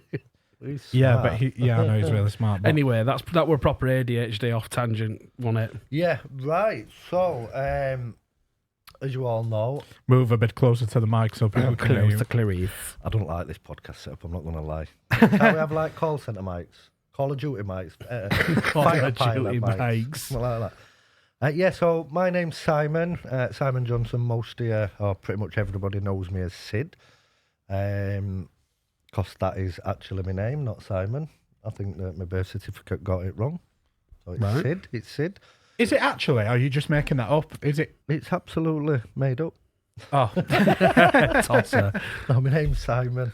Yeah, so I grew up in a place called Nottingley, Warwick Estate to be precise. Now, I'm not too sure what Kitchener's is like, but if you know, people in the areas where I'm from, they know what Warwick Estates was and is and a has shithole been. is what you're trying to say. Yeah, rough as fuck. Yeah. Yeah, Errol's was the same. Buses, like, when we were kids, you couldn't get a bus there after a certain time Because because kids had put windows through. kids had put windows through or people had robbed bus drivers, that sort of Yeah, stuff. yeah. Obviously, I was just growing up then at that point. Yeah, lived a pretty normal life. We grew up, we were poor. We weren't like... I think that's across the board for all three of us, isn't it? We all come from a... No. We grew up like Oh. poor, so I had in my family the war. High five to the poor people. Not Silver spoon, silver air. No. None of that. None His of that. electric car. It was tough, mate. Did you have a butler? No. Maid? No. Yeah, whatever. Yeah, so grew up, like I said, poor. We ate, you know what I mean? We didn't go on holidays. We didn't have the fanciest clothes, that sort of stuff. We ate, we had a roof over his head. So we were looked after. Yeah. Lived a very, very basic life. And then we were about at that time, there were myself, my older brother, and I had 3 older sisters, right? So I was youngest until my little sister come along. Then we moved to a place called Street House, which some people watching at this are like, when I like frying pan into fire sort of thing. But for us, it were like An upgrade. I can only imagine the same feeling as Will Smith moving from Philly to Bel Air. Yeah, so it were like that. And then if you knew what Street House were like, you'd be like, shuffing else, not Bel Air. Were it like me moving from Errol's to Gibson? Yeah, like that. You've stepped up, But only just. but you are still in shit. Do you know what I mean? So, yeah, we moved there. My mum, bless her, so she's single mum. My dad and my mum split up a few years before. My mum worked and that, and like I say, we got by. We were fed. You know, we had clothes on us back, roof over us head. That we had the basics. So we were all right. And like same as school, going to school, I was, and this is where you'll probably both be a bit shocked. I was really, really intelligent. I was from primary school going into high school. I was in all the top sets for everything. I was expected through my like test results and that to do really well at school, which obviously in a bit you'll understand why it didn't. So I was always like that. I wouldn't say I was a bad one. I'd say more of mischievous. Easily led. No, mischievous. I'd say more ringleader than... No, I had an older brother, didn't I? So I used to always follow him, and some of the stuff we used to do, I'm not advising this by any means, so we used to go and like chuck bricks off at motorway bridge onto the motorway, not like at cars, just to hit roofs of lorries, not realising that these bricks bounce off the and impact, hit the police car park driving behind it, and yeah, so then police officers have got on, and back then it was like megaphone. You've got a megaphone, you know, stop. Can the ginger children on the bridge please stop throwing bricks? Yeah, so we're like that. So where we were, there were this field, so as houses were there, and the motorway bridge were there, and like a road around the field. So we've done that. Police have come up, and instead of running, straight over the field, we've like run all the way around to his house. And obviously, coppers just sat there watching us, right? Yeah, they're there. So he comes straight round. Yeah, we've got you. So we used to get up to a little bit of naughtiness, a little bit mischievous.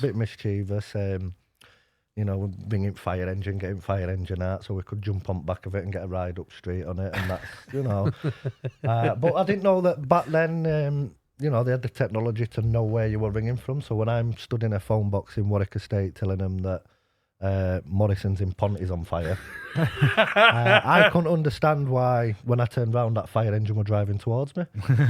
So again, we ran off and I went quick fruit field, and my cousins were like, no, I've got key to shed, we'll hide in there. So we'll hide in shed.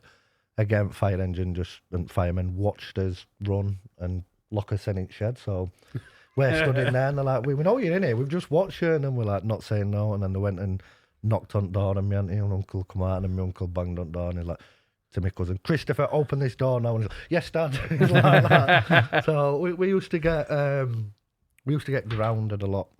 We were often grounded where we'd have to stay in his bedrooms. Obviously, you didn't have a telly in your bedroom back then, but it'd be finish school, eat food, go to bed, and we'd. I think that set me up for where I ended up later on in life, anyway. But, yeah, so we used to be mischievous and nicking fags out of my mum's cig packet and that sort of stuff. And then, like, my life changed. Dramatically, massively changed. So I were 13 and my older brother Alan at the time, 2 years older than me, just turned 16 in November. We're at around December at this point, towards about a week before Christmas. Yeah. So let's just get a drink. If I remember it right, and it's weird because I don't have much memories of my childhood, and I think it's because of this why, but I don't have much memories. A lot of people say, "Can you remember when you used to do this? Can you remember doing that?" And I'm like, to me, it didn't happen. I don't know, because I've just I don't know if it's part of my life. I just blocked it out of my brain, whatever. But trauma. Yeah, yeah. So it was like 22nd, 23rd of December, 1999. My brother and my sister went to town shopping for some Christmas stuff. Me and my mate went. We bumped into each other in town. We come home. We were sorting through his shit on table in kitchen. My brother then, he went out for the night like he normally would. So he went out up Crofton where he used to go to school. Obviously, like I say, he was 16 at the time. Everything was normal. I went and my mate stopped at my house that night. So then that night, he stopped at mine. The next morning, I've woke up and I knew something was weird, because I've woke up and I've looked out my bedroom and my dad were walking up the stairs. Now, my dad had never lived in that house. Obviously, my mum and dad had been for years, but my dad were walking upstairs. So my first thing was I thought, was it my granddad or nan? I can't remember. I think my nan. I thought, my granddad's died. Yeah. I thought my granddad's died. There's something bad's happened, mate. Yeah. My dad's here. So I comes downstairs and there's my mum, my dad, sisters and what have you, and they're like, look, sit down, I've got something to tell you. So I'm like, expecting your granddad's died or he's poorly or he's in hospital. And anyway, they didn't come out and said, your brother's been involved in a car crash. So again, at that point, I'm just thinking, it's just a car crash. Yeah. He's 16-year-old lad, probably nicked a few cars in past before, probably bone. might got a broken leg. So it didn't take no notice of it. It didn't worry me. I didn't think there were all bad had come from it. I just knew he'd had a car crash and he was in hospital. But there were like they were prepping me to go and see him, if you know what I mean. It was like I was being prepped because I was going to see something that I wouldn't like, or that's what I thought. So I remember getting to LGI, intensive care place, whatever it was, and went on to ward, and a nurse took me in this room. And she's like, right, I'm going to explain what you're going to see. There's going to be like machines, there's going to be this, there's going to be that. And I'm just thinking, shut the fuck up. Just let me go in. It's my brother. You know what I mean? Yeah, Just shut yeah. the fuck up. It's an hospital. It's what else am I going to see? So, takes me in this room, sees my brother, and obviously he's lying there. There's 1, 2, 3, 4, 5, like these machines, what of like pushing drugs in, tubes everywhere, monitors, this, that, and it was just literally, it was like this room with all technology, you know, machines everywhere, and obviously he was just laid there, tubes everywhere like that, and that, when that, I was seeing that, that's when I'm like, shit, this is serious, like, now I sort of understood why they were prepping me, why they were like, it was as if they didn't want me to go in. Obviously I was 13 at this point, I was 15-year-old. And were you and your brother like fairly close as well? Yeah, so just until recently, before we'd shared a bedroom, obviously brothers do. Were mischievous together. I think when you grow up, when your dad's not around and you've got an older brother, they sort of become not just your friend, your idol. your father figure as well. Teaches you, tells you everything in life, teaches you things, shows you the way to go, basically. Yeah. So yeah, well, we were close. And excuse me. Anyway, then from then till like Christmas Day, it was just a blur. Just all seemed like these. That's doing my head, didn't that? No, because he's going to tell me off when you keep tapping this. I'm going to break it. Yeah, so from then till Christmas Day, it was just a blur. And it were like going to hospital, going home, people asking questions, oh, what's happened? And again, I didn't understand what was going on and all like that. I was 13. And then on Christmas Day, 1999, back at LGI, and that's when they basically come out and they said, look, there's nothing we can do. He's not going to make it. These machines are keeping him alive, blah, blah, blah, blah, blah. So technically he's already gone. They says, but what we are going to do is, and I'm sure I'm remembering this correctly, because I've never really spoke about this. I've never speak about this. They were like, look, we're not going to turn the machine off until 1 minute past 12. So it doesn't die on Christmas Day. On Christmas Day. So obviously his date of death is 26 at 12th, 1999. Yeah. Obviously to us, it's Christmas Day.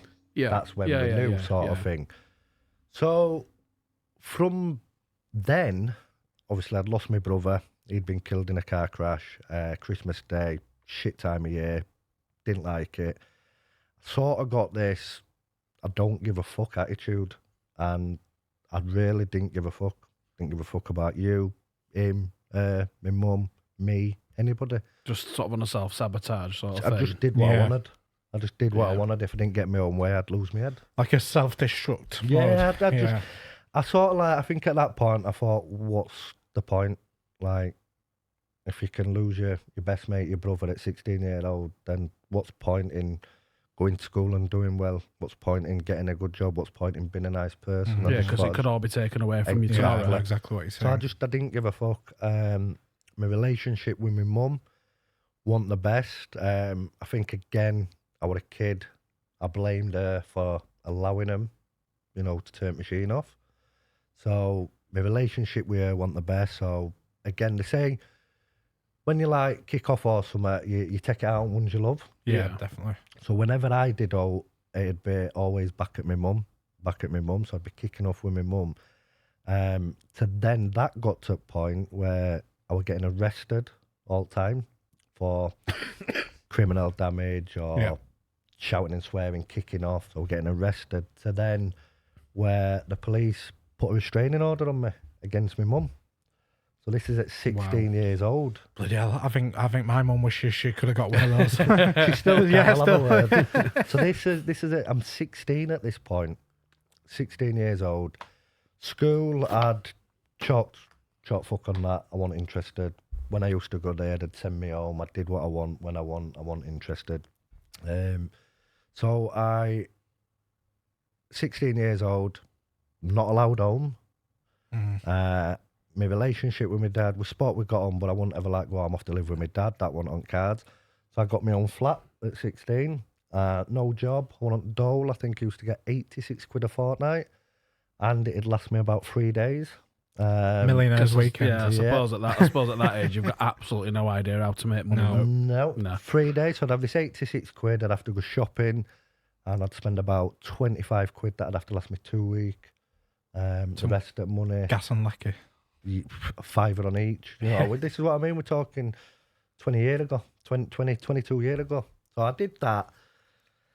That didn't go well. It didn't last long because I didn't have a clue what I was doing. No. I couldn't run a chuffing bath, never mind my own house and look after me then. So, and there were no money. So I'd do bits of work and try and do stuff like that. And then that's when I started getting involved in crime, getting locked up, joyriding, cars, whether it was buying them or pinching them, whatever, we were out just if it made you a few quid or made you happy for an hour. Yeah, exactly. Yeah. So it was like that, and did that for a few years, and I was sort of like bouncing between that flat. Then I got this other flat. So then I had about a year where I didn't have an house, didn't have nowhere, so I used to go to my sister's, and if I got there early enough, I was too proud to say, I've nowhere to live, can I live here? Yeah. I wouldn't do that. So what I'd do is I'd just nip round and I'd sit down and watch telly and then just fall asleep. Yeah. So then I knew I just style it out as though. So then I knew I had a roof over my head that night. Yeah. I didn't have like a wardrobe or. Do you think she secretly knew? Oh, yeah, she knew, because sometimes she used to go to bed early before I'd get there. But this went on for a while, a long time. Like, so I was like dossing at my sister's. Sometimes if, say, I didn't get there in time, if we had a car, I'd sleep in car, or if worse comes to worse, I'd go into the shed or whatever and just get my head down. That next day it'd be right, we need to make some money so we can buy some cigs or weed or whatever it was we were doing. And then just kept doing that for years and years till I got to 20, and then I got sent to jail. So I actually got sent to jail for not doing my community service, where I'd actually done it twice. It were extra hours I'd got for not doing it or for messing about. So it was a bit of a con, really. I still believe I got stitched up to this day.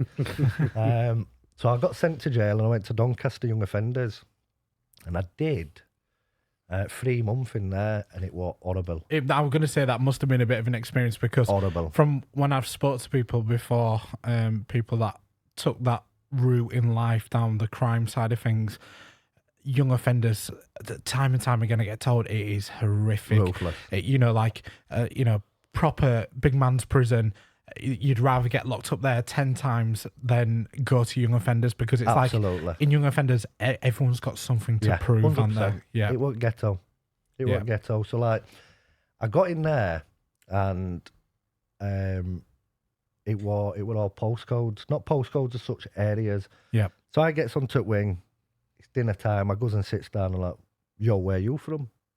I'm like, Street House. And like, no one's ever heard of Street House in Doncaster. Like, Wakefield. Yeah, Wakefield table's over there. So I'm like, oh, really? No, this is what it was.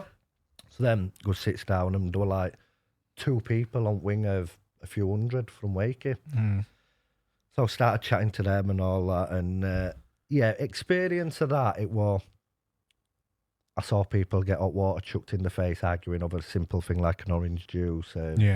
Pool balls bounced off heads or cues and stuff, and that could be a roll-up, what's caused that argument, and just mad stuff, and the like severity of, like, one kid had his face and all his shoulder melted off over a carton of orange juice for breakfast. That's literally what it was. Is this like what they call prison napalm, where it's all like sugar, sugar, plastic bags, butter melted together and just dashed in someone's face. So it's terrible. Seen that happen, and bear in mind I were only there 3 months, but I tell you something, it was long.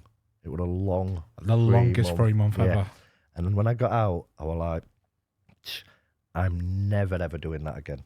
I thought, that's me done. I'm like, it was nailed on with where I was acting that I was going to end up in prison at one point. I got 3 months, I did it, and I was like, I'm not going down this route again. Then what do you know, 4 weeks later, I'm locked up again. So it didn't work. So you didn't learn your lesson? No, it didn't. But what then happened is, so like you were saying when you were in Sesh era and stuff like that, and then the MSN stuff and all, I didn't do none of that because I didn't have no stability. I didn't have a stable home. I didn't have a group of friends that were like into that sort of stuff. We were on the streets. We were out morning till night, and we did whatever we could.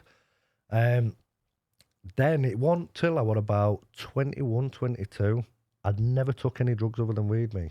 Never took anything. I was scared. I was scared to take it. And I think it's because when I'd see people off their heads on pills and stuff like that, and I want a drinker. Yeah. I would always like what I'd class as straight headed. I was like, ooh, no, so paranoid. I didn't really take note. And then I got introduced to cocaine. So I started then. It became a weekend thing. As it does. Yeah, started become a weekend thing, and it'd be like Friday. I'd be looking forward to. I'd had a job at this point. I was doing fencing and decking. I'd be looking forward to finishing work, so I could go buy some coke, get off his head, do what we do all week, and whether we're going out or going to someone's house or whatever. And we did that for ages. And then going back to my brother, it landed on a Friday, which would have been his birthday. An anniversary, yeah. An anniversary. And we went to get the sniff off the lad we used to get, didn't have none. So one of the other lads went, have some of this. So this might shock, it shocked him, didn't it? Yeah. Shocked him, so I went, have some of this, it was crack.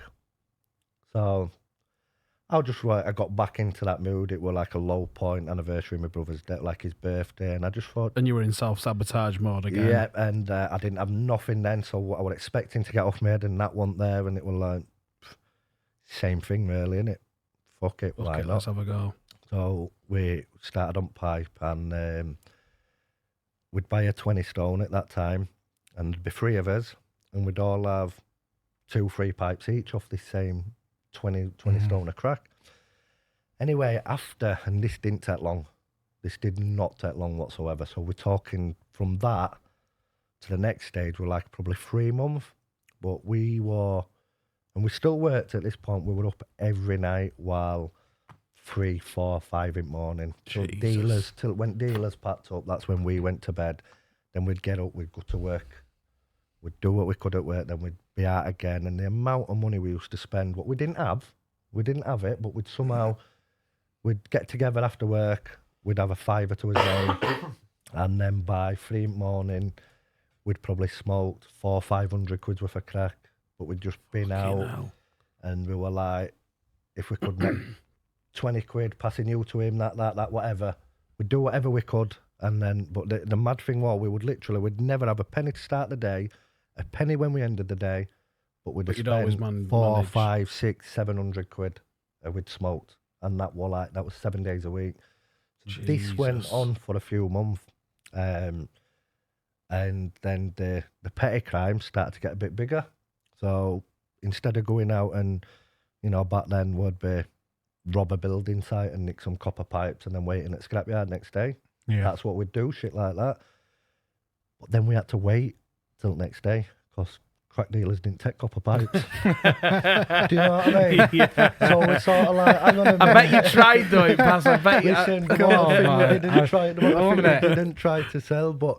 We have to clip that. That is a clipping moment, is that. Crack dealers don't take copper pipes. No way. Back then they didn't. They might do now. I'm not, you might... With price of copper, you'd be daft not to. And anyway, if that's your game. But yeah, crack dealers didn't take copper pipes. So we were like, well, we're robbing stuff to then go sell to get money. So if we just rob money... You're cutting out that hard work. We're cutting it all out. We're not having to go and pinch stuff off building sites at 12 at night and then wait till the following day to be able to sell it and smoke it on pipe, which is exactly what was happening. So then we started like, right, we need to just get money, something that's going to give us money there and then that we can just go and all dealers like money. So yeah, that's what we aim for. So we went from going to building sites, nicking copper pipe. I mean, we've nicked fences while fencers have been putting the fence up on a building site. Right? But this is what I mean. So we'd nick, they'd be putting the fence up round the corner, and as they're nailing the planks on that side, we're taking them off this side, catching them up, and then we'd go on to state and knock somebody a fence up. Do you know what I mean? And do a little job. Nick the wood, go knock a fence up, get a job out of it, blow it on, obviously, gear again. And yeah, this period of time, it was really short. I think about toward 20, nearly 21 when I went to young offenders, and then I was 22 when I went back to prison. So we're all out, and again, this is, you can Google this, it's there. So I was a getaway driver in 5 like commercial robberies. It were like, and before anyone asked, yeah, I'm a good driver, I did get us away. It was CCTV and forensics and, you know, fingerprints in tills that got us caught, sort of thing. So, not mine, I was driver. So Old I guess, old Ginger Jason Statham over there. yeah, so in my Rover 25. Tyrone. What the fuck's he getting away from? Oh, we got away. Anyway, so fast forward a few months from having my first crack pipe to being stood in dock, Leeds Crown Court, and looking at everything around me, I'm expecting 6, 7, 8 years in prison. So at this point, I'm like, my life's over. That's game over. I've ruined my life now. There's no coming back from this. And that's genuinely what I believed. So I'll never forget, I'm in dock. They sentenced me mate, sentenced him, sentenced other lad. And it got to me. And they started reading out these sentences. For this offence, sentence you to 32 months in prison, that one 32 months, that one 32. I'm like, 1, 2, 3. Try to add it up. Losing count of fingers. Solicitor on, How many months are in a year again? it was 10 years, 8 months, my sentence were totaled, right? But concurrent, barring one sentence, were consecutive. So concurrent means they all run at the same time. So I got five 32-month sentences and then a 4-month consecutive. So I'm adding up, I'm saying to the solicitor, what the fuck has he just given me? Has he just lifed me off or what? I'm like, what the fuck? Like, at this point, I'm thinking that it's like, I thought my life was over before I walked in. You think you were that John Coffin or whatever? Like, Mate, I'm going to walk the mile, the green mile. it was bad, like rough. So anyway, solicitors always say, oh yeah, you're going to get 7 years. And then when you get 4 years or 3 years, they're like, oh, look at me, I've done a good job. Nah, you knew it anyway, you tosser, you're just saying that. So my solicitor at that time, Kevin Ripley, still speak to him to this day. He was like, no, just relax. And then he explained it to me, and I was like, felt relieved that I'd just got 3 years. Like 3 years isn't a long time. I was like, oh, buzzing. When in actual fact, I was like, shit, I've got 3 years. Yeah. Which is still a long time. It is a massive time. And did you have to serve that 3 years, or is that half that? You get half, so, but even then, it's still, when you're locked in a box, For a year and a half, it's it's a long still time. a innit? long time. And what prison did you serve that entire sentence in one prison? No. So I gets back to jail, Armley, and I'd heard about a prison in Retford called Ramby. Yeah, HMP Ramby. It's in middle of nowhere on a great big long straight That's road. right side Isn't of it? A1, just Yep. middle of nowhere, next to Woods. Yep, I know it. I'd heard that they did this course called Streetworks. Now, a lot of my mates at that time, their dads all worked on roads, tarmacking, gasworks, electric, and to do that, you had to have your streetworks. So I wrote a letter to Governor to ask to be sent to that prison. Can I please come to your prison? I want to do this level of education that you're offering. I want to get these qualifications. Yeah. That and the qualifications to work on railways. That's what I went for, those two. Can I just ask a question before you continue with this? So, at what point during that sentencing, or when you got to jail, did you have that realization where you thought, "Fuck, I've absolutely fucking ruined my life here, and I need to turn it around, and I need to try and get that training"? And So it didn't. So originally, when I was in jail, I didn't care about anyone else around me, what they were doing, what they had, what they didn't have, what they were facing. So I was too worried about what I were looking at. So once I got to, I'd sent this letter to go to Ramby, and before the letter had even reached there, I was sent to Ramby, because that's where I was going anyway. Call it fate, or that's just the only place they had, but that's where I was going. So we get put on a bus, I goes to this other jail, and then when I walked in that other jail, it's like Derby, Nottingham, London, Birmingham, Manchester, Liverpool, people from everywhere. It were like I'd just been sentenced again. I was walking into this new world, this new wing, new schools. I didn't have a clue. Yeah. And when I was there, going back to your question now, that's when I like started meeting people, making friends with people, and like listening to what other people were doing, what they'd done, why they were there. And I sat there and I thought to myself, right, so and so down there, yeah, he's got 6 years, a lot longer than me. He's living a nice life in prison. So he had money, he had clothes, he had everything he wanted, and he had a nice life to go out to. So for him, he was sat there, you know what, yeah, I'm in jail, I'm locked up, but I've earned all this money, I've done all this, and I've got all that to go out to. And I sat there and looked at myself and thought, I've done this for fuck all. I'm here for nothing.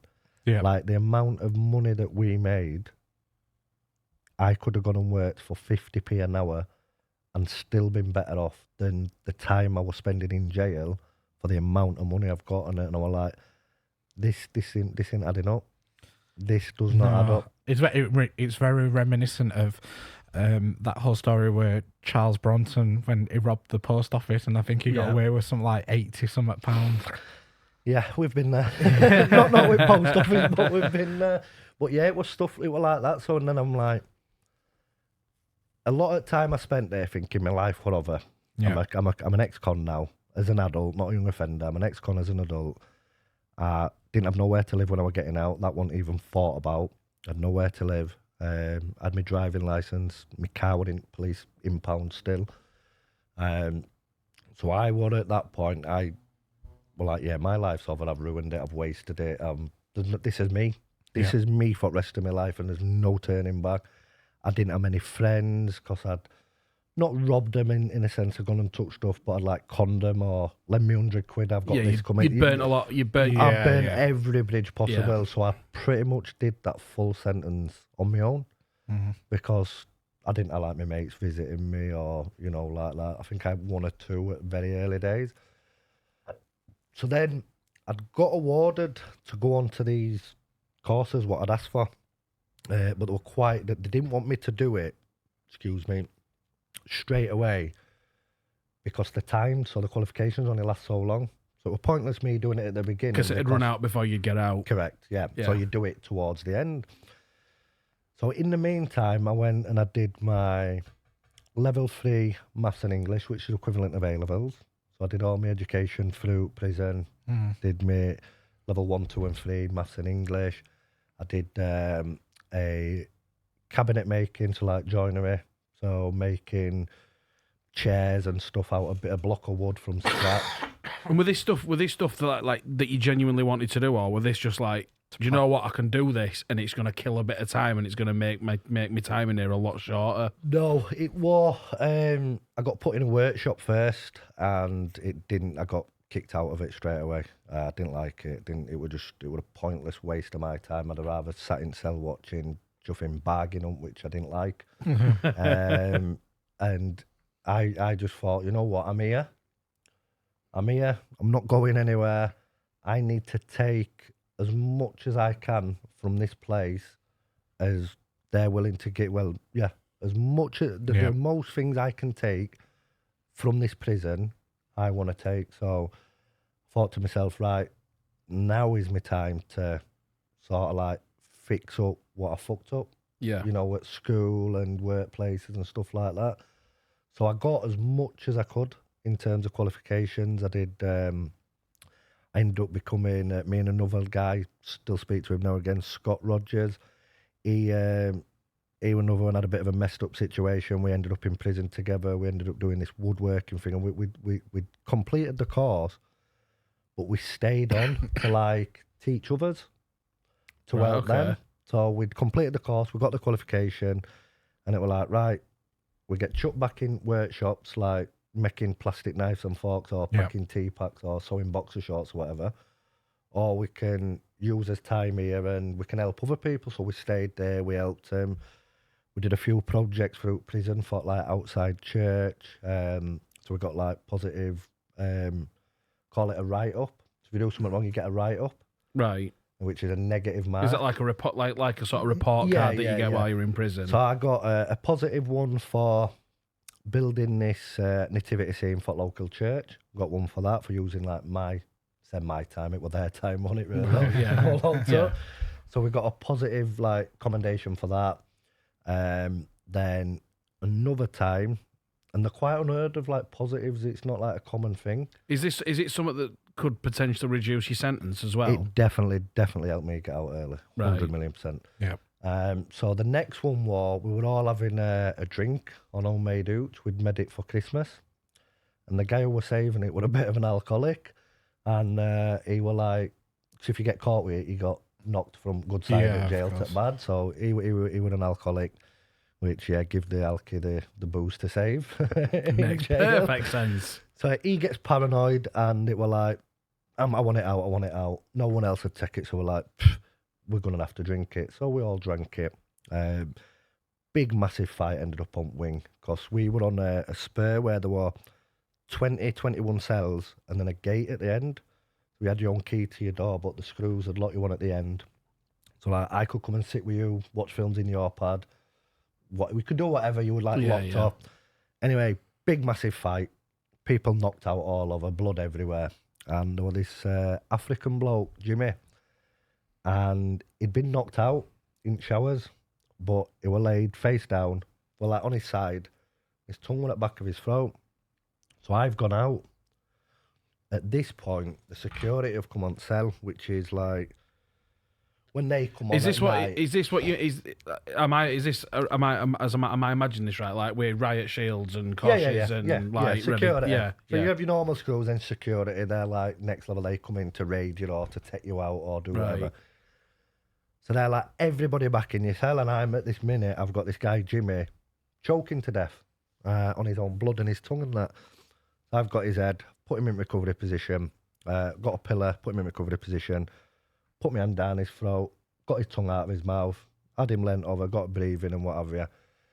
And screws are like, they're still telling me to get back in cell, and I'm like, listen, get a fucking ambulance. Get in your cell, get a fucking... So I'm arguing with him while still trying to help him anyway. I've gone back in my cell, I've got him, dragged him out, ambulance job, straight to hospital. So the next day, they locked us all down.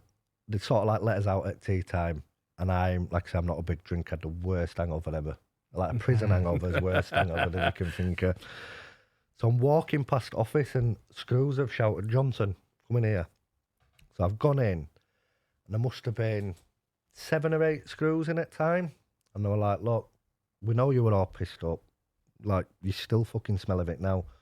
So don't try and bullshit us. We're not bothered about that. We just want to say thank you for standing your ground. What you've done has potentially saved his life. And we're like, oh, right, at this point, I'm still like shaking front beer and still rolling. Still coming out. Yeah, and I've got my rice and my bit of pigeon, what they just fed me for my dinner on my plate. And it's like, right, okay, so I got another one of these positive write-ups. So that were 2. So I'm thinking, well, if I've got 2 good and 1 bad, that bad one's cancelled out, surely. So when you get in, you get this paperwork, and it'll have your dates on. Your date you were sentenced, date you released, and then day you could get... like go to Cat D or HDC curfew tag. Now to get tagged, there were certain offences you couldn't have committed to get it. So if you'd done breaches of trust, well, I were in for breach of a suspended sentence, breach of probation, breach of tag. That was part of mine. Certain violent offences, the offence were classed as robbery. There were no violence, but it's a violent offence. That don't look good. So they were like this list of things that you cannot be in jail for and get tagged. And I had something like 7 or 8 things, and 7 of them were that. So everybody used to say to me, I'd be like, I'm going home in April. Nah, get it out of your head. You need to get that out of your head. You're going to be gutted when they tell you no. And I'm like, no, I'm going home in April. So I'm going home in April. That's all I did, man. I'm going home in April. So in a prison, like you see on telly, they have a governor. Well, they don't have multiple. There's loads. So the governor, and I know for a fact he hated me. We're called Mr. Parry. And every time I knew that he dealt with the curfews, I knew I had to sit on a board with him to get approved. So every time I seen him, I'm asking him about it, I'm questioning him. So what about this, what about that? And it got to the point where he'd see me walking towards him in jail. He'd just open the first door or gate he could. And just run, to get away. Just to get away. That's what I do these days. Yeah, just to get away, because I did his head in that much. So when we come to the time for when I had to actually sit down and plead my case of why I wanted to go home. I had probation officer. She were happy with all my progress. She was supporting it. My like personal officer on wing was supporting it. I had all these positive write-ups, which were quite unheard of. And then every single person's telling me, no, you're not going home. You're not going home. And I'm like, listen, fuck off. I know I'm going home. Positive mental attitude and all that. I am going home. And I got my meeting with him. And he had to wait about a week and a half anyway. I must have seen him about, Mr. Paddy, any news? And not. Anyway, after about 5 days, before I could even say, it's like, you're going fucking home, just leave me alone. Like, yes, get in. So you badgered poor bastard into sending you home. I fully believe that I did his head in that much. You were like, forget the rules, just fucking get him out of get it. him out. But yeah, so getting to that point of going to prison, it was like, and a lot of people say, oh, do you regret this? Do you regret that? Obviously, I regret everything I did, and obviously, because people have hurt or upset or whatever, I do regret that. But no, I don't regret going to prison. I fully believe. Do you think it's moulded you into the sort of person you are today? I know for a fact, as I fully believe, had I not gone to prison, I would have been dead. Yeah. Right? Yeah. By It's whatever been means. a bit of a wake-up call. And it was that like, and getting that 3 years, and it's, people say, oh, it's an holiday camp. You can have a laugh in prison. You can. You can do what you can do in for there. a split moment. Yeah. But you know when doors shut, and you know that door doesn't open until he comes with keys, or you're not seeing your family until this day or that day, or and they were like, and the boredom eats away at you. And the fact that life is still going on Everyone's around you. loving life, like everyone's having the best. Everyone you know is having the best times in the world. Yeah. Except you're just locked in this box. But like, and I that was probably a time in your life as well. How old were you when you got that 3 year sentence? I just turned 22. Yeah, so I mean that's your peak party era, isn't it? It's when you're going out with your mates, you're going on lads' holidays. That's why, like, every time when you speak, say, oh, did you ever used to go to some? Like, I was locked up, mate. I was locked up. I was on tag. I want a lad out at village, or it was like that's what it was for me. So I got that sentence. And like, hands down, I will openly say this was the best thing that could have happened to me at that time. The best thing. Literally saved your life. Listen, someone could have gone and give me 10 grand. They could have given me a job. They could have given me a car. They could have given me a new house. It wouldn't have lasted. It wouldn't have worked. Because my mindset at that time, I didn't give a fuck. Yeah. I didn't care that I didn't have nowhere to live. I didn't care that I didn't have money. I lived literally day by day. Crack pipe to crack pipe. 100%. And again, this war, it seems like a long period in my life, but it was like 4 months. Yeah. From having that first one to being in dock, 4 months, that's all it took.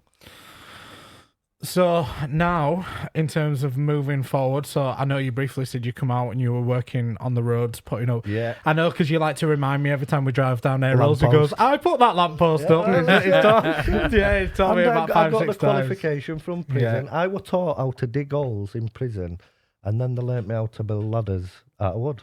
Now, you wouldn't think that in a prison, would you? So one of my qualifications, not two skills I think I'd want to equip people with that I wanted to stay in one place. Yeah, I guess. So again, when I got out, I was tested again. Like, I didn't get out and get a job straight away. So I come home and my granddad. I've always been close with my granddad. He was terminally ill. So I come out of prison. I lived with him. And I was his carer, like his main carer. I did everything for him.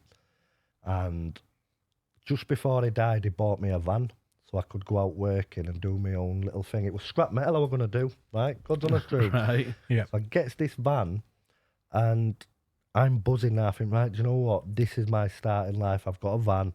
I'm legal to drive it. I'm insured. I can go out now. I can earn legit money and I can be a normal member of society. My van got nicked. That is fucking poetic. That is absolutely poetic. I know you're my friend right now, but what I will say is that was the universe. Oh, it was kicking me in balls for all ball kicking I've done. That was instant karma.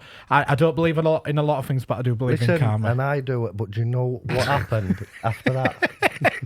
Right, so I was sat, and police were there taking the report. I'd only just insured it, so claiming of insurance wasn't an option. And I was thinking, just find me van. I want my van back. Do your fucking job.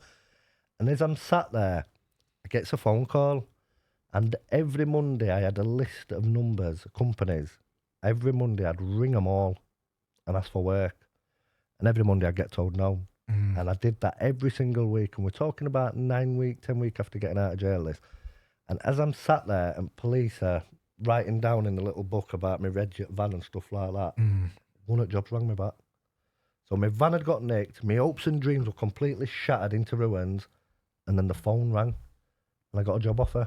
And I went from, left jail earning £17 a week as one of the highest paid prisoners, I visit orderly, £17 a week then, to this job. And this was, so before he were born, about 15 years ago, and they went, will £100 a day be all right for you? I was getting 86 quid a fortnight on the dole, and they're telling me £100 a day. Life changing. So I was like, Christmas has come, and I had to work for a month without a wage. I used to have to get lifts here, walk part of it. Was that what, like working a month in hand? Yeah, I had to work the full month. But you know, when I got my wage, it was like, we were responsible for paying his own tax. So I'd done overtime. So I've like fell out of prison, 17 quid a week. I'd been on 86 quid a fortnight on dole. To get this first wage, 3,000 and something in my bank. And do you know what? I bet I've still got £1,000 of that left to this day. What you've just saved? As soon as I got that first wage, I'd lived for like 5 weeks on the bread line, like having to borrow food, borrow bread to get to work. And it was no like nipping in shop. I'd take a 2-litre bottle full of water, that sort of shit, yeah. And I made it, I did it. And I had all this money then, and it was like a lot of money, 3,600 quid it was. So were you with Chelsea at this point then? Did you meet her before in prison or after? No, so sort of like before and after. So you knew of her? Or? Yeah. So and Chelsea's the mother of Jack, Frankie, and Savannah's mum. Yeah. So we went. We got this big wage. Now I didn't go out. I didn't take drugs. I didn't go around anyone who took drugs. I stayed away from everybody who I used to be. I was literally 6 miles away. Anyone that could lead you astray. Yeah, but I lived in a different world. I was 6 miles away, lived in a different world, and I worked. And I worked 6-7 days every single week. Lad I worked with, he used to work me like a dog. And he'll tell you this himself, he used to absolutely work me like a dog. And I used to get up every day and do it, because I knew at the end of the month I'm getting this £3,000, £4,000. So I'm like, I've made it in life.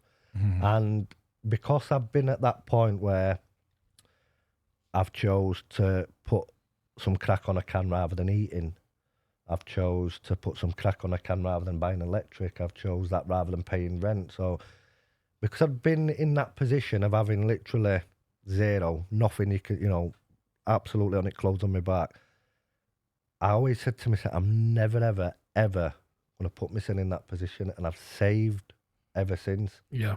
From that day, I've saved money where I always wanted to have a nest egg. I always thought, well, I'm self-employed. If I have 6 months off work, I need to be covered. So I'm obviously not through the same situation as yours, but I've got the exact same mindset. And mine came from when I ended up homeless and I had that job working at that school and I did not have a pot to piss in. And then when the money first, I still remember it to this day actually, and I remember what Bella said to me, and the money started coming in a little bit from the first business, and I took Bella and Harrison out to go get him some stuff. I think it was something like Smith's.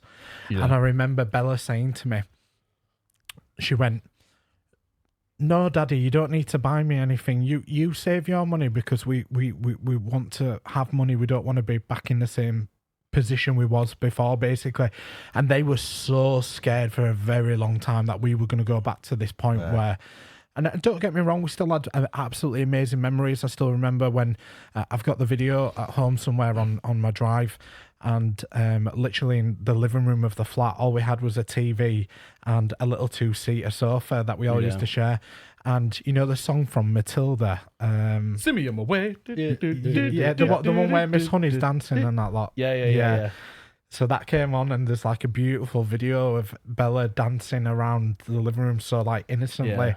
And we didn't have a pot to piss in, but yet they were still really happy. Yeah. But they were aware of the situation and what were going on. And at the time, that's when I learned then that I had to put away for a rainy day. So 100%. I think when you've had nothing for so long, that when you do get, so you do definitely appreciate more, but it also scares you in a sense of like, and I think this still shows now with me, like with car. So like, I bought myself an Audi R8, right? Now, I could have bought that Audi R8 5 years ago. Yeah. But I wouldn't ever do it. And I wouldn't treat myself because I always thought, yeah, but what if? What if? Yeah. Do you think I've helped with that a little You bit? caused me to buy an R8. Yes. You did. 100 million%. I knew as soon as you said that because I thought, do you know what it was? I was in the same position as you. I always wanted a supercar at some point. Every boy's always wanted one. And I said to him, I still remember it to this day. We went to Redline, and we still had fast cars, haven't we? We had I had an RS3, you had S3s and stuff like that. And every time we went to Redline and did a bit of business, there were a GT4 RS in bright yellow that was sat there. And I walked past and I kept saying to you, Sid, I went, I'm going to have that. And you were like, dream on, no, blah, blah, blah. Yeah, you won't do it and stuff. And then one day, You just bit the bullet and went for I it. did. And I'll be honest with you, that a lot of money that I had saved up went onto that Fucking car. awful lot of money. Yeah. Especially when you got smoked by an R8 at half an hour. We'll not go there. But I think in that sense, like, we've helped each other a bit. I mean, because we are both sensible with money, but I just wanted to enjoy myself a little bit. I think there's been so much that's happened over the last year, what's made me realise that life is very short. I mean, my cousin recently, Lee, that passed away in his sleep of a brain aneurysm, and he was fit as a fiddle, didn't have any issues at all besides his back, I think it was, and he went to sleep and never woke up. And, you know, he was only young, a bit older than us, Sid. So, you know, it just shows you how how short life can be. So I thought, well, let's go out and enjoy it a little bit. So, but yeah. Life can be short when you put yourself in a supercar and you can't drive long. You can actually shorten the expectancy rapidly. Yeah, definitely. But I think what we're going to have to do here, because I think this has gone on a little longer than we expected, we'll have to do a part 2 on this, because we need to hear the rest of it about definitely. your businesses, about how it got to All Star. There's still a lot more. I'll just say one thing at the end of this one. So, obviously, you've just heard like all bad shit I went through. My brother dying, my best mate dying, which is my brother, falling out with my mum, my family, being on my own, turning to drugs, ending up in prison, homeless, having nothing, that you can absolutely turn it all around. Like 100%. And as well, obviously, we haven't touched on Matt's story next, so we'll do that during part 2. We'll do the rest of Sid's and then Matt's. And I think that's why we've gelled so well, is because we have come from absolutely nothing. We've hit rock bottom in life. 100%. Yeah. I think all three of us. I think it's obviously you two have had a very similar childhood. Obviously, in part 2, we'll touch a little bit on my childhood. Posh. Wasn't posh. Wasn't posh. And I can see my son sat over there laughing. Who was manning cameras. Can I just have a few questions? Did your mum and dad live in the same house? Yes. Posh. Wait, 1 minute. Were your mum and dad happy? Yeah, posh. Well, debatable. I mean, they're still together now, but yeah. Listen, that is the ultimate. Yeah, listen, Posh, if your mum and dad are still tough. together now, yeah. But yeah, listen. Other than a bit of a difference in childhood, I think. What was your butler called? Tell truth. Oh, knobhead. Such What a was your knobhead. butler called? Like, mate, I grew up in Bramley. We were. Listen, that don't matter if you grew up in Bramley. I'm sure there's posh people in Bramley. I had dads that then become uncles. Dads. Because I'd be like, for this week. who's this mum? Like, oh, She knew Uncle Barry. Just your uncle is staying overnight. I'm But only no, joking, listen. Mum. Other than a bit of a difference in childhood, I think sort of all three of us have got on, probably maybe subliminally well, because we have all been through. Nah, I don't even the like mill. you, mate. Yeah, I know you don't, but we're probably your only friends, aren't we? No. You're Andy. You are. You're Andy. just an handy bloke to know. You're Andy. But yeah, Man so of many talents. thank you Bit of very a much prick. for tuning in to part 1. I hope you've found this really interesting, and moving forward after this, so we'll do part 2, which will be listening to the rest of Sid's story, and then Matt's after that. We'll wrap it up and tie it back into like All Star.